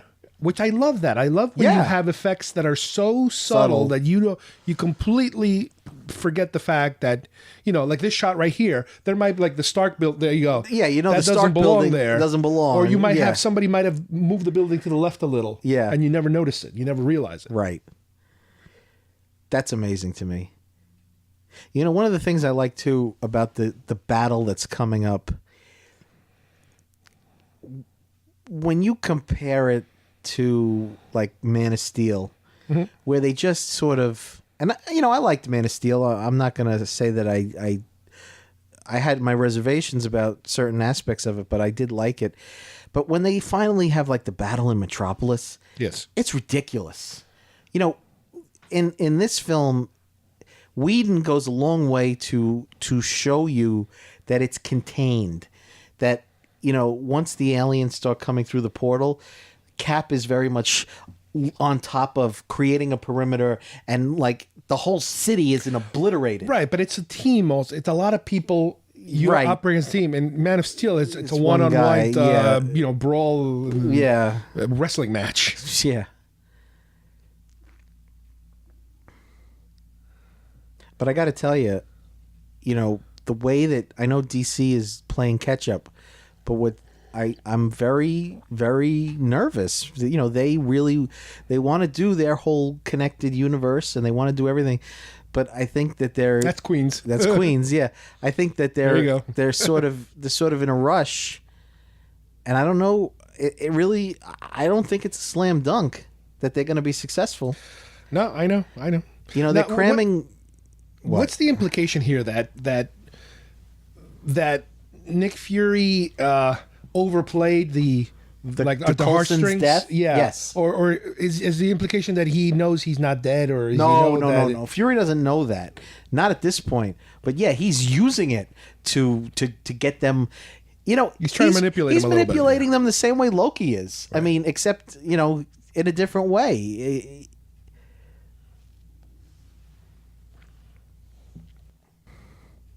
I love the Jarvis voice, the Paul Bettany, who is going to play the Vision in Ultron. This is a great scene. Now this is also, like I said, all of them have their moment with Loki.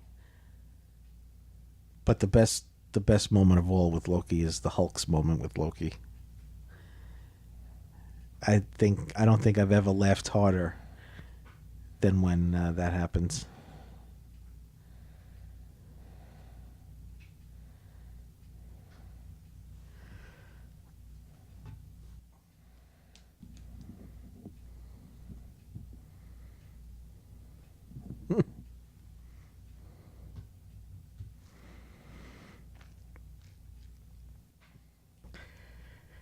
If I had another criticism of the movie, and it's not a huge criticism, it's like, who the hell are the Chitauri? It's like, who the hell? I mean, this whole invasion thing is so kind of just thrown in there. I mean, it looks amazing and everything, but I guess they're just sort of pawns of Thanos and Loki. And I think they're in the comic, but I'll get ripped to pieces if I say they are for sure. I really don't know.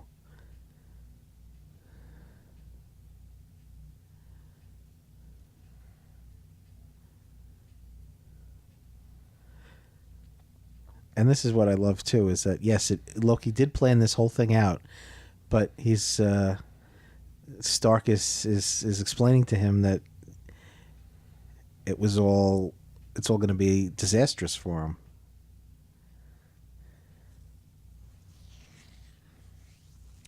avenge it. There you go. There you go. We'll Avenger assemble it for the British audience. You know, speaking of which, why don't you remind people of the title change? Yeah, this was called Avengers Assemble in the UK, but they because of the fact that there is that John Steed and Emma Peel TV series called The Avengers from the 60s, and I guess they just didn't want to confuse anybody, as I don't think they would have been confused. But yeah, they changed it subtly. Again, I really do you think people are pretty stupid if that's the case. But for the second one, I don't think they have to. No. Avengers Assemble Age of Ultron. You know, speaking of that's their catchphrase, Avengers Assemble. Nice, the suit. Here's it's amazing. There's another money shot. The suit comes to him. You know, in the comic, when they go into battle, usually Cap or somebody else will say Avengers Assemble as their sort of battle cry. And there was a lot of talk, and there's a lot of back and forth, you know, should somebody actually say it in the movie? And then there's that scene, is the scene where the camera circles them all, and they're all kind of just gearing up. They're all aiming at different, yeah. And Joss Whedon said, you know what? We don't need to say it.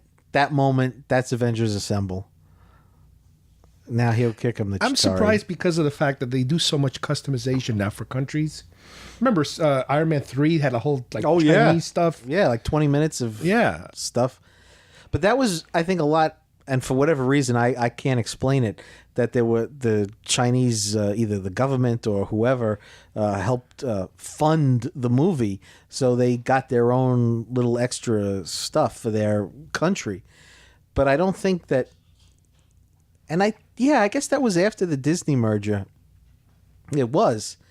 But now, I mean, Disney controls the world. You know, I mean, I don't see that they don't need it. They don't need anybody's money. I don't think it was for the money. I think it was for permission to be able to distribute it in China. Okay. I think it had more to do with the restrictions, the communist restrictions. Okay. It was kind of like they throw them a bone. It's like, look, we make you part of... Like Transformers had this similar situation. Oh, God, Transformers, yeah. They even had to do it more, I think. Transformers was so obvious. Now we have Thor's moment with Loki. You see, I love that. I love how they all get their little... And this is my favorite. The ending of this fight is awesome. Yeah. Now, look at something like that. That little moment where he lands. That looks amazing. And it's enhanced by CGI. I would say maybe the floor is real. Mm-hmm. Maybe. It might all be completely green screen. But also, too, like, look. Damn, look at that. He just lands. Boom. And look how well the colors match. Yeah. Everything matches. I mean, and you know, too, like, you think about it. Half of this stuff here on the ground is Cleveland. Half of it is actually Manhattan. I wouldn't tell. You can't tell what's what. I mean, I recognize New York locations because I'm so used to them. Right. But it's like, no, that's okay. But so much of it was shot in Cleveland. And everything on the tower is obviously a set. You know, so like you said, it's these environments that just, they're so photoreal.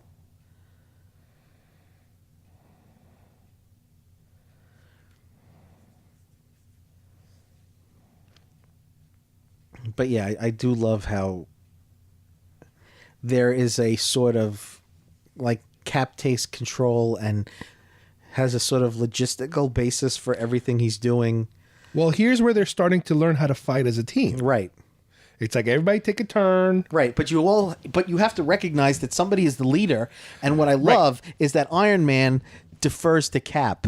Even though he's an egomaniac, he's like, you know what, Cap, you tell us what to do.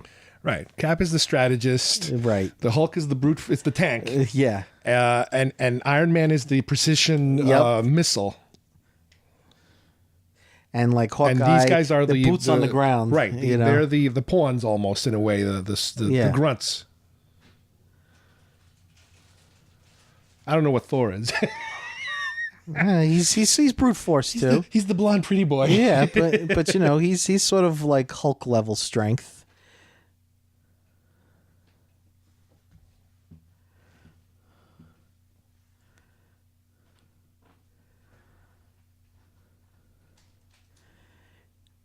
The the big ships, they kind of look like giant fish. Mm-hmm. I mean, they look cool, but they look cool in a way, and in another way, I don't know. I don't know that I'm so hooked on just the design aspect of it. Like a skeleton fish. Yeah, whale thing. yeah. Now, again, tell me, are these characters comic book based also? Well, if you were listening to me 10 minutes ago, I said that I wasn't sure. That I think that Chitauri were created in the comics, but I can't say for positive. I really... Man, Transformers did something like this afterwards. These weird swimming type of ships. But the thing about Transformers and all the Michael Bay crap and the stuff that's like it, you can't follow what's happening. No. This you can. And I think to a certain extent, Man of Steel was like that too. More like the Bay stuff. Like it's sensory overload. Yeah, I can't. My brain is I can't process everything. That it's like an assault on my senses. Yeah. Whereas this, I can follow. I agree with you mostly when it comes to Transformers. Transformers is just a dizzying. It's like you're falling out of a building. You're like, what am I seeing? I can't see what's happening. I'm just. And it's. And I'm saying to myself, are they hiding the flaws by doing that?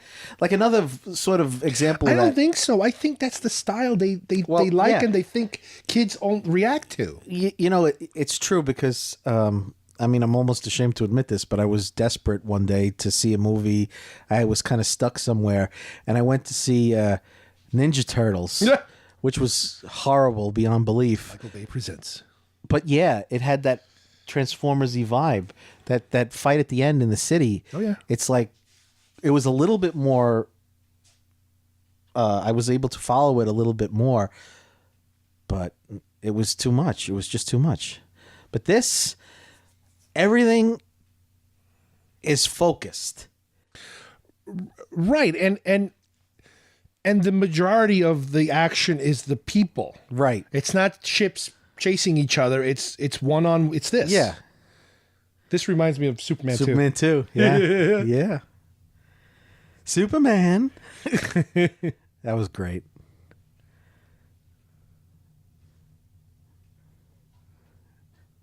That still holds up. Superman 2. That fight. Some of it's really stupid if you the Richard Lester cut, but a lot of it holds up.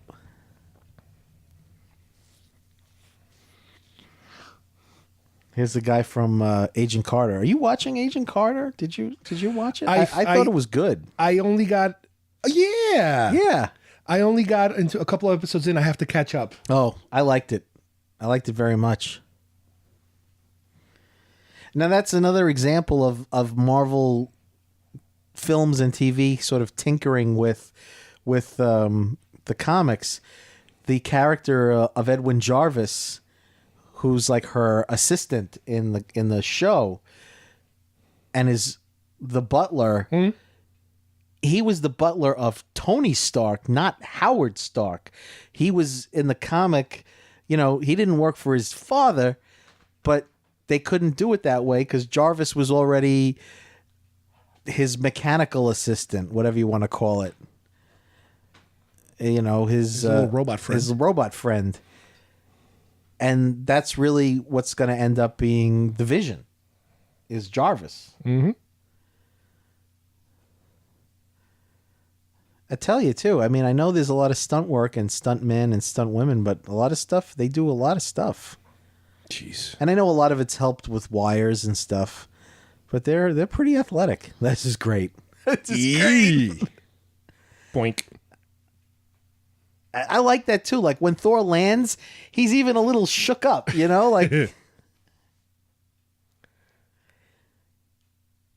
See, I love that line. It could have been the corniest, dopiest line, but the way Evans plays Cap, it works. You're right. He could have pulled a Shatner. He could have been like, no. He could have overdid it, Shatnerized it, but no. That looks like Captain America's motorcycle from World War II.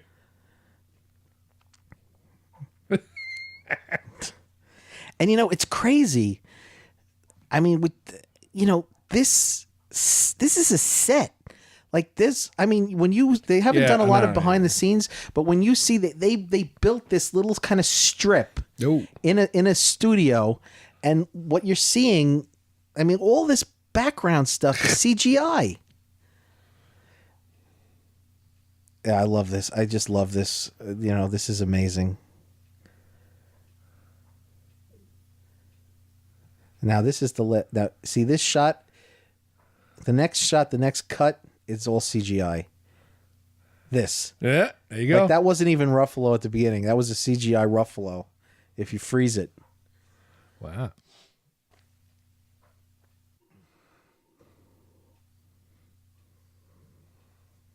I like the score here. Here I like the score.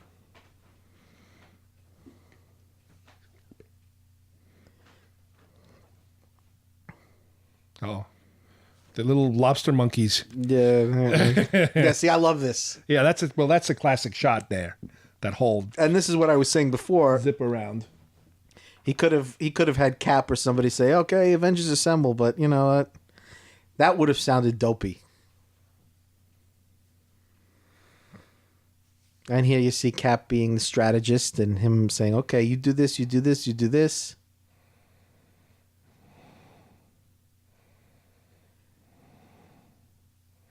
See, like a shot like that we just saw where the Hulk he's in the shot with all the rest of them, but it's not a money shot.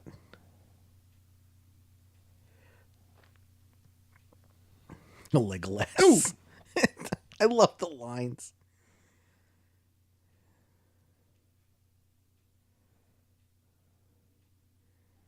That's a cool shot too, with the widow in the foreground. Uh-oh. There you go. And that was great too. Like, it's Well, that's a instead nod of him to the- saying it, instead of him Right. saying it, you know. Yeah, no, I mean it's just insane. But that's a gift for the comic book it fans. totally is.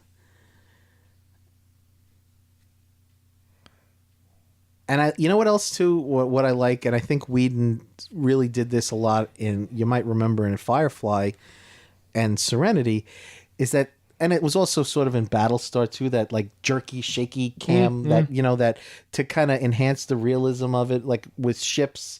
But he does it with Thor too when he flies. Right. Just the way it's not like you're it's not like a adjusting. zip line Yeah. of straight, sort of steady cam.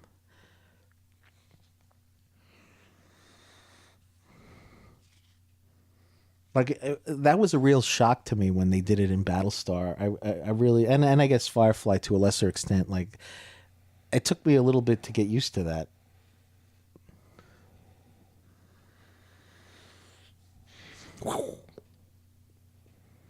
See, now this is great. Like we were saying before, this is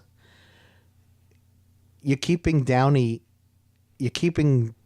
face in it, Or else it would just be like a robot. yeah, You got to create the human chunk. yeah. Wow, they're really blowing up a lot of crap. Yeah, but you still don't get that Man of Steel level of destruction. Well, you don't see buildings coming down Yeah. like crazy.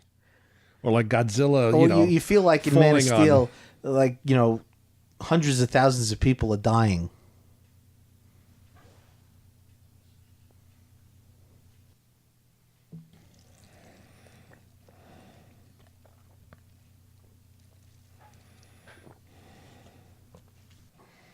Just I love it.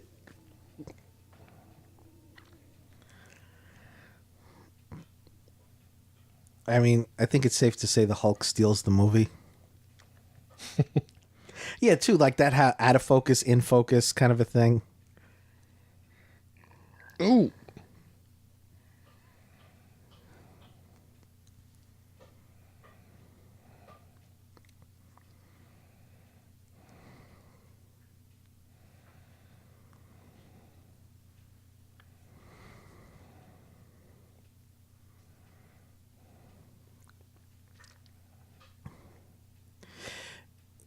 Yeah, the thing too also about Black Widow and Hawkeye they don't have powers per se, but you have to swallow Right. that their athletic ability is off the charts. You know, neither of them have any sort of It's like Jedi agility. Jedi agility. Yeah, it is still superhuman to a certain extent. You know, I mean, I think the Widow, based on what they're doing in Agents of S.H.I.E.L.D., well, it was actually in Agent Carter, I'm sorry, and you'll see this when you catch up to it, that there is sort of an allusion to the fact that there might be some enhancement to Widow, you know, some formula kind of Cap stuff. Uh-huh. But Hawkeye is just like this amazing archer. And he's incredibly athletic.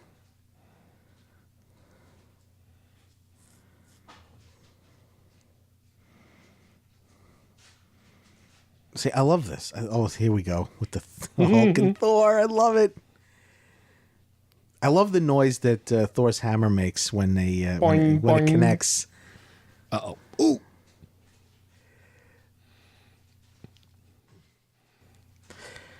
I mean, yeah, there's going to be a lot of cleanup. This is brilliant. Oh, just brilliant. That'll get a laugh for the next 50 years. Boink. He's like, I'm still pissed at you.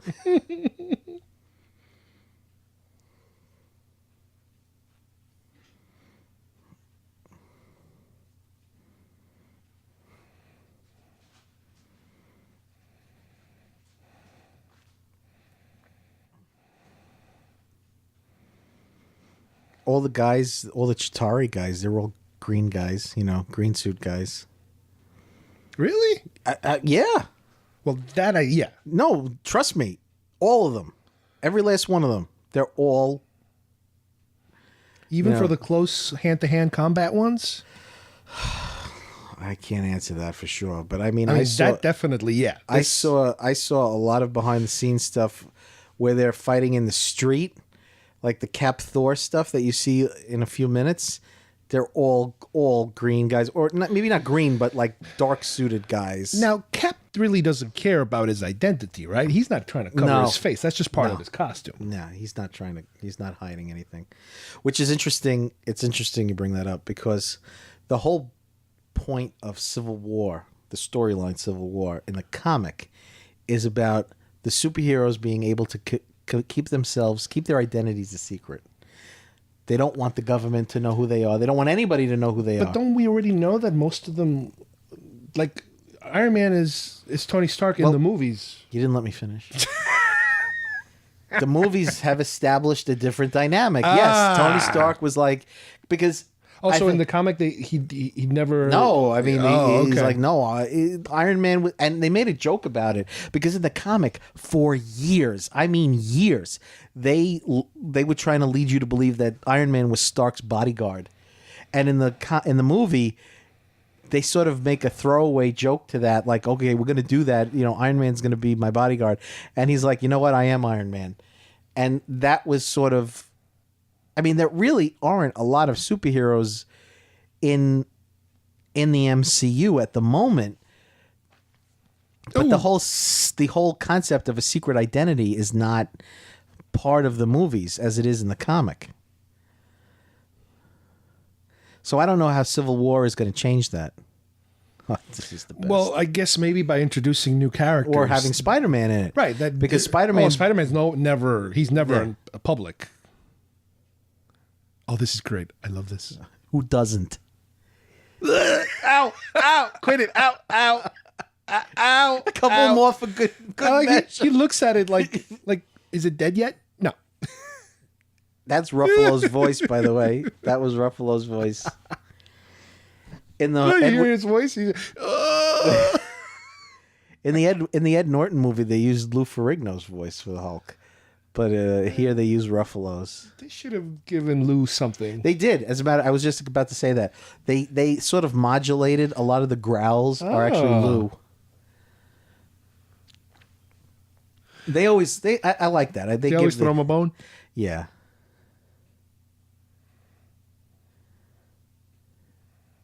I like when they do that. It's like the Flash. They have John Wesley Shipp. I just like the fact that they honor that. In the Hulk movie, they also had this sort of the you saw Bill Bixby, and you had the That's right. and you had a little bit of the music from the TV show. Oh, building's coming down, Steve. Okay, all right. I'm not saying that no one died. I'm assuming there was It just a death wasn't toll. 6 million. This wasn't 8 million people. Like, if I was Superman, I would have been like, I'm pulling you out of here and we're going to fight in the middle of the cornfields, not in here.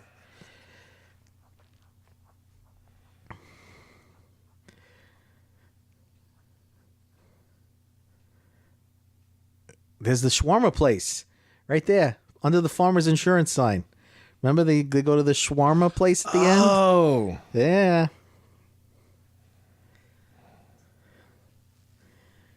See, now here, like, the guy, he's incredibly confident in his abilities to do what he's about to do.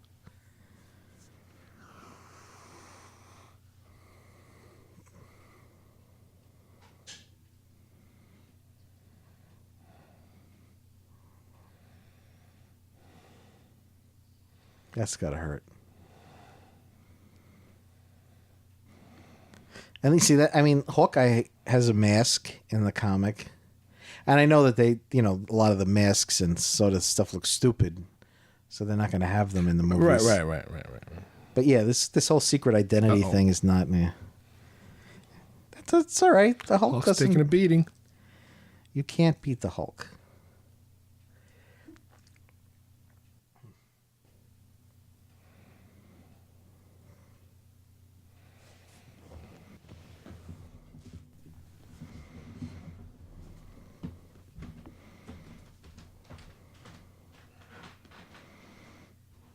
Here we have the fake out. The one bird is going up. Fury stops it, but there's going to be another one.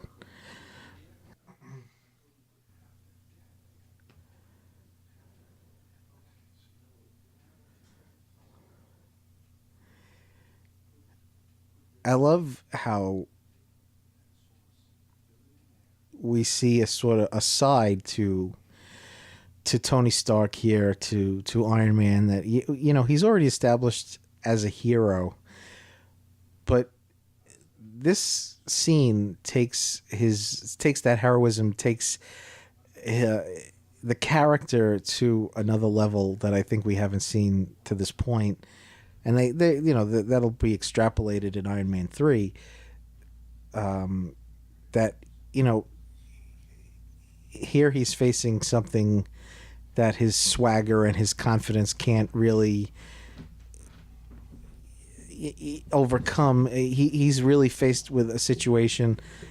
He's facing death. He is about to do something that he knows is going to kill him, and that really represents an evolution of the character to me, anyway.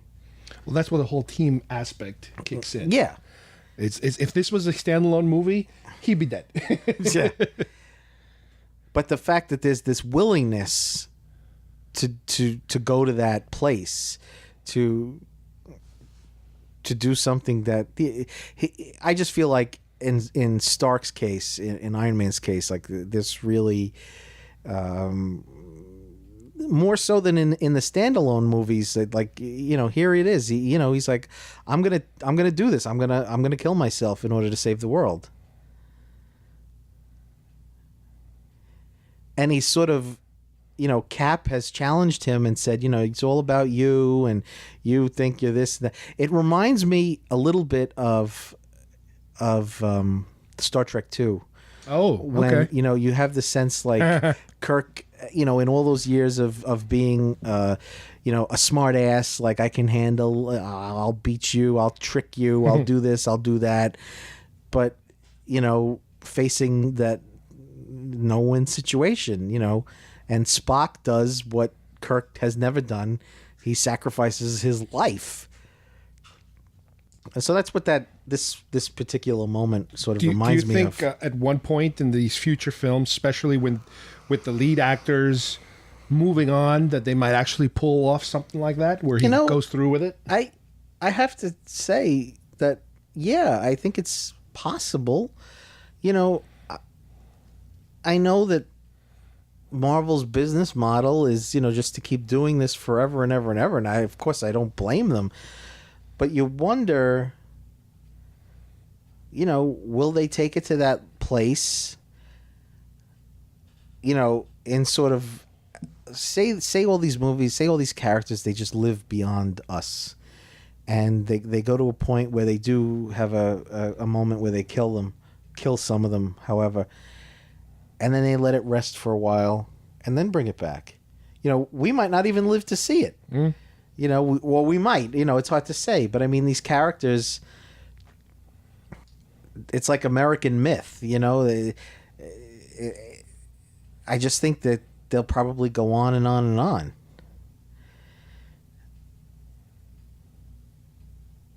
You know, to a lesser extent, it's like Bond.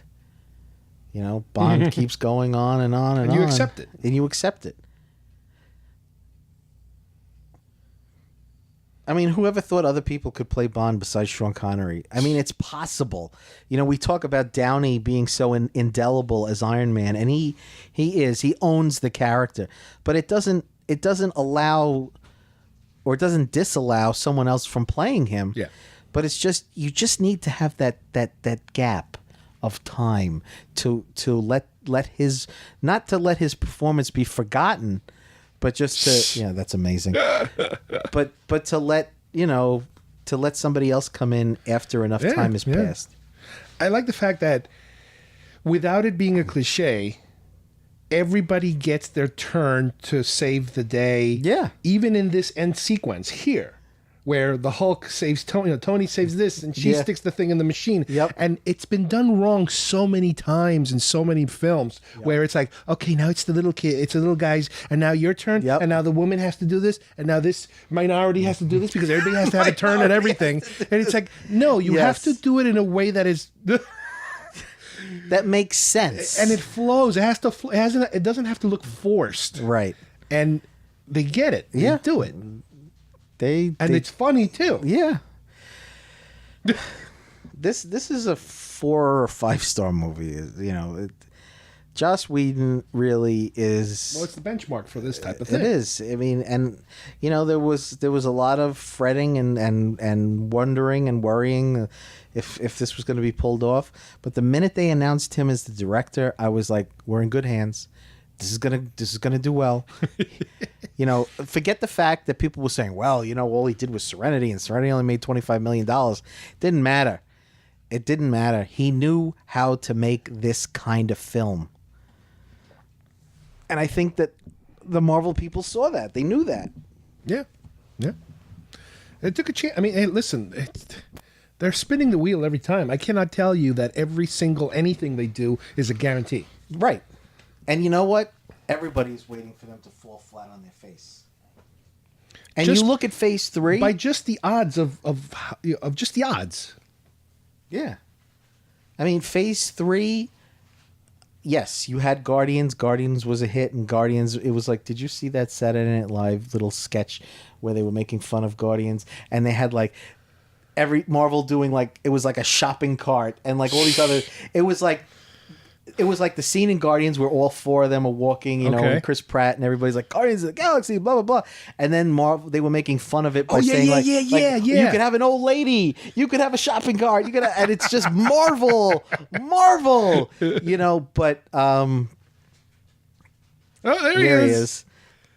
Give me a break. But I know, but you could, when you look at what's coming in Phase 3. Is this part of what you're thinking? Your Senator Questions Avengers?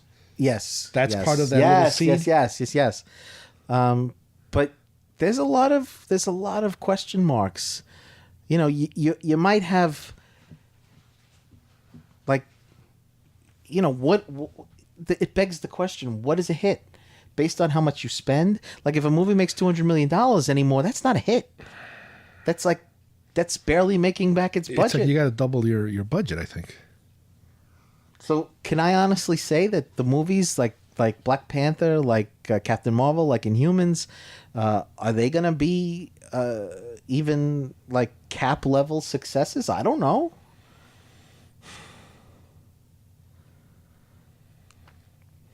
I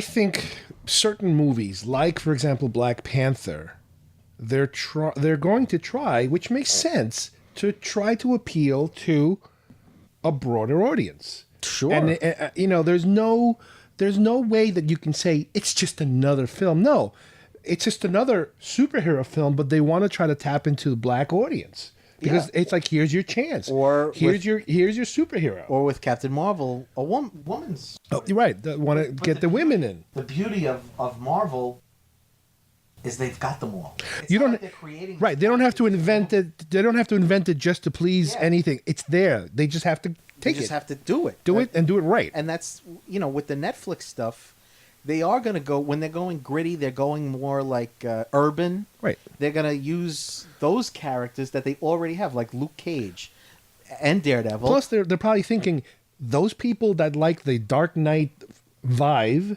Give them something to chew on. I mean, that's the thing. Marvel is in no danger of not. It's great that they got Spider-Man. I'm so happy, but they could have been successful without him. They don't need X-Men. They don't need Fantastic Four. It would be so great if someday that they all could sort of be one cohesive thing. But I honestly think, whereas with Sony, they were sort of at a crossroads and they had to drop their plans because they weren't successful. Fox is doing great business with X-Men. Oh yeah. It remains to be seen. Keep them coming. If this FF movie is going to do any, if it's a hit or not. Another Gwyneth cameo. Yeah, but X-Men, I don't think you're going to lose. I don't think Fox is going to give them up. Is my point. Well, they don't have to. Spider-Man, they were losing too bad, too deep, so they had to do something. Right. See, okay, Zach Penn, there it is, and Whedon got his story credit. Yeah. Was his brother involved in this at all? Jed? I don't think so. And Kevin Feige, he's the man. He's the guy. John Favreau. Oh yeah, he got a paycheck. He did. You know what? He's an executive producer. What? Why? He probably had it in his deal. Or you think Downey insisted on it? Could be. But I don't really think. I mean, I think he might have done a little consulting, but I don't think it was much of any real. I'm surprised, considering he did not continue with the. Yeah, but it wasn't like he was fired. It wasn't like a horrible breakup. They haven't gone through that yet. No, with the stars or the major crew. The thing is, the directors, maybe with the exception of Whedon, the directors, and actually now with the Russo brothers, the Cap guys, there's a sense like they're disposable. Like you could have, so what? Kenneth Branagh, boom, you're gone. We have new director, boom, you're gone. Other than Whedon, yeah. And or you hire somebody so you get a certain aesthetic. You hire Joe Johnston if you want to do the sort of 1940s thing, create that world. That's his thing. The Rocketeer world. Rocketeer or Raiders. It's just that time period. He was perfect for that.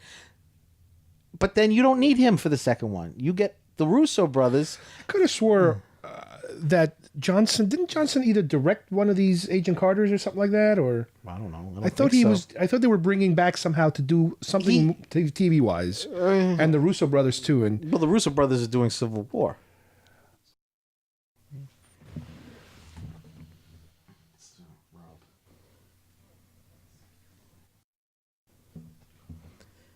Oh, now we have the Thanos cameo. Oh, cool. Which.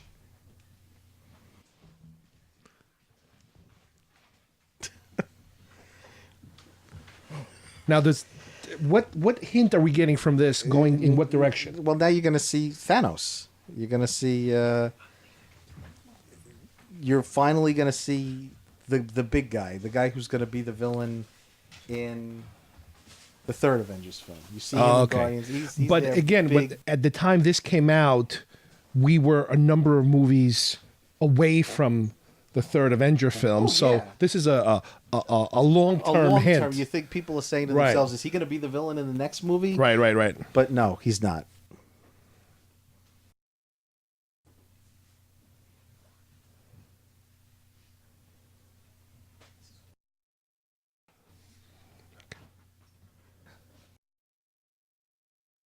All right, Steve, any final thoughts?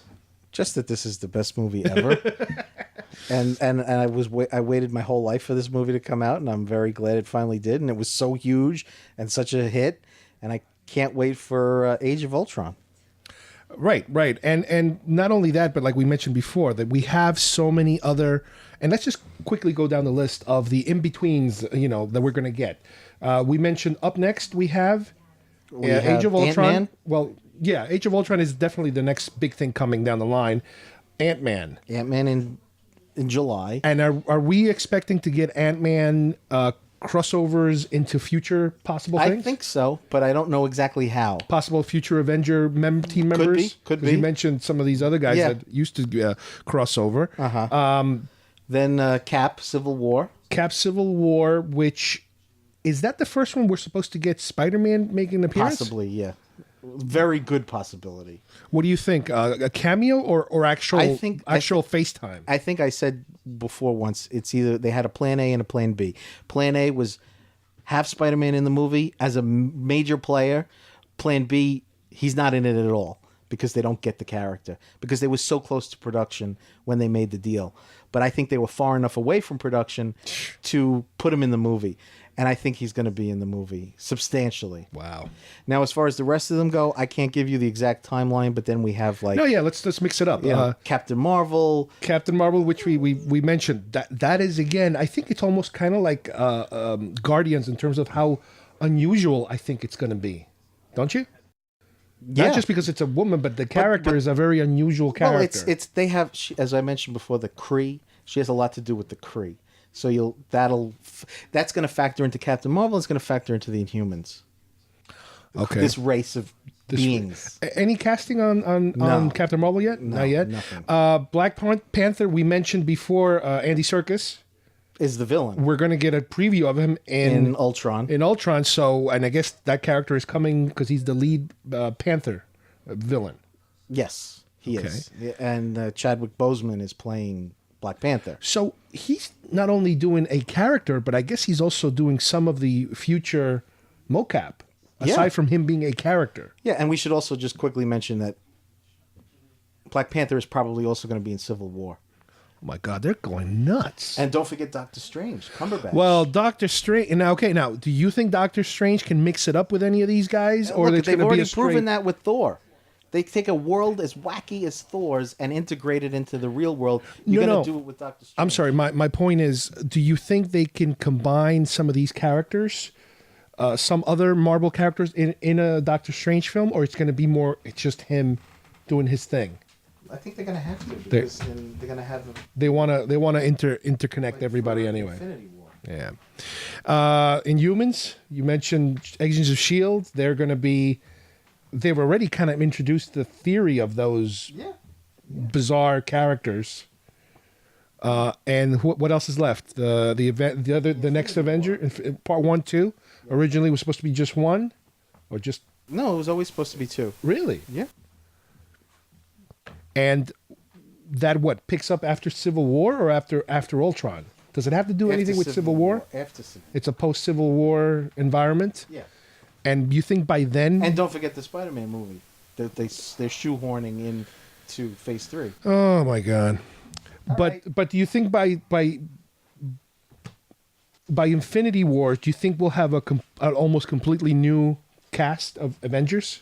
No, that'll probably represent the end of the end of the current and then we'll go on regime. Yeah. I see. All right. Well, I think this wraps it up. I'd like to let you guys know that for some of our future full film commentaries, I will not be participating in them when we record as a group because, as you may or may not know, I've recently moved to Florida and I'm no longer in the tri-state area where I used to be able to participate on the big, group commentaries that we used to do. We are trying to figure out technology-wise how to make that work. I know that there are some different ways we're going to test out, whether it's through Skype or through some other methods, to try to figure out how to be able to participate in a multi-person commentary. But In the meantime, we are still going to have commentaries that will involve the rest of the team, whether it's 2, 3, 4, or 5 different people, from our usual group, sitting down and putting together a commentary until we can figure out how I can kind of join in on those. With that said, I still have the regular shows coming every week, regular podcast, which I'll be producing and hosting as I usually do. As the credits begin to wrap up here, I remember in the theater people are already, walking out, and I know some of us know, do not leave because there might be something else waiting for you towards the end of the movie.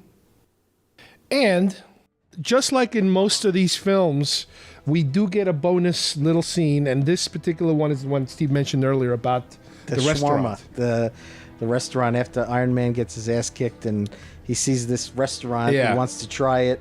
He mentions it when he's revived by the Hulk. They actually shot this the night of the premiere.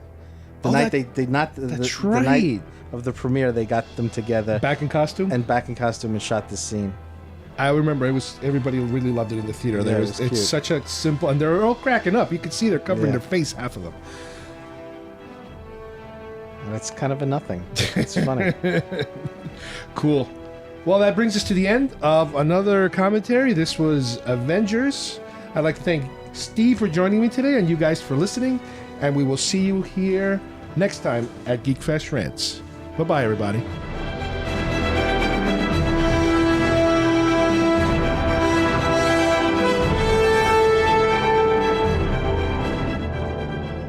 This could have been avoided if you hadn't played with something you don't understand.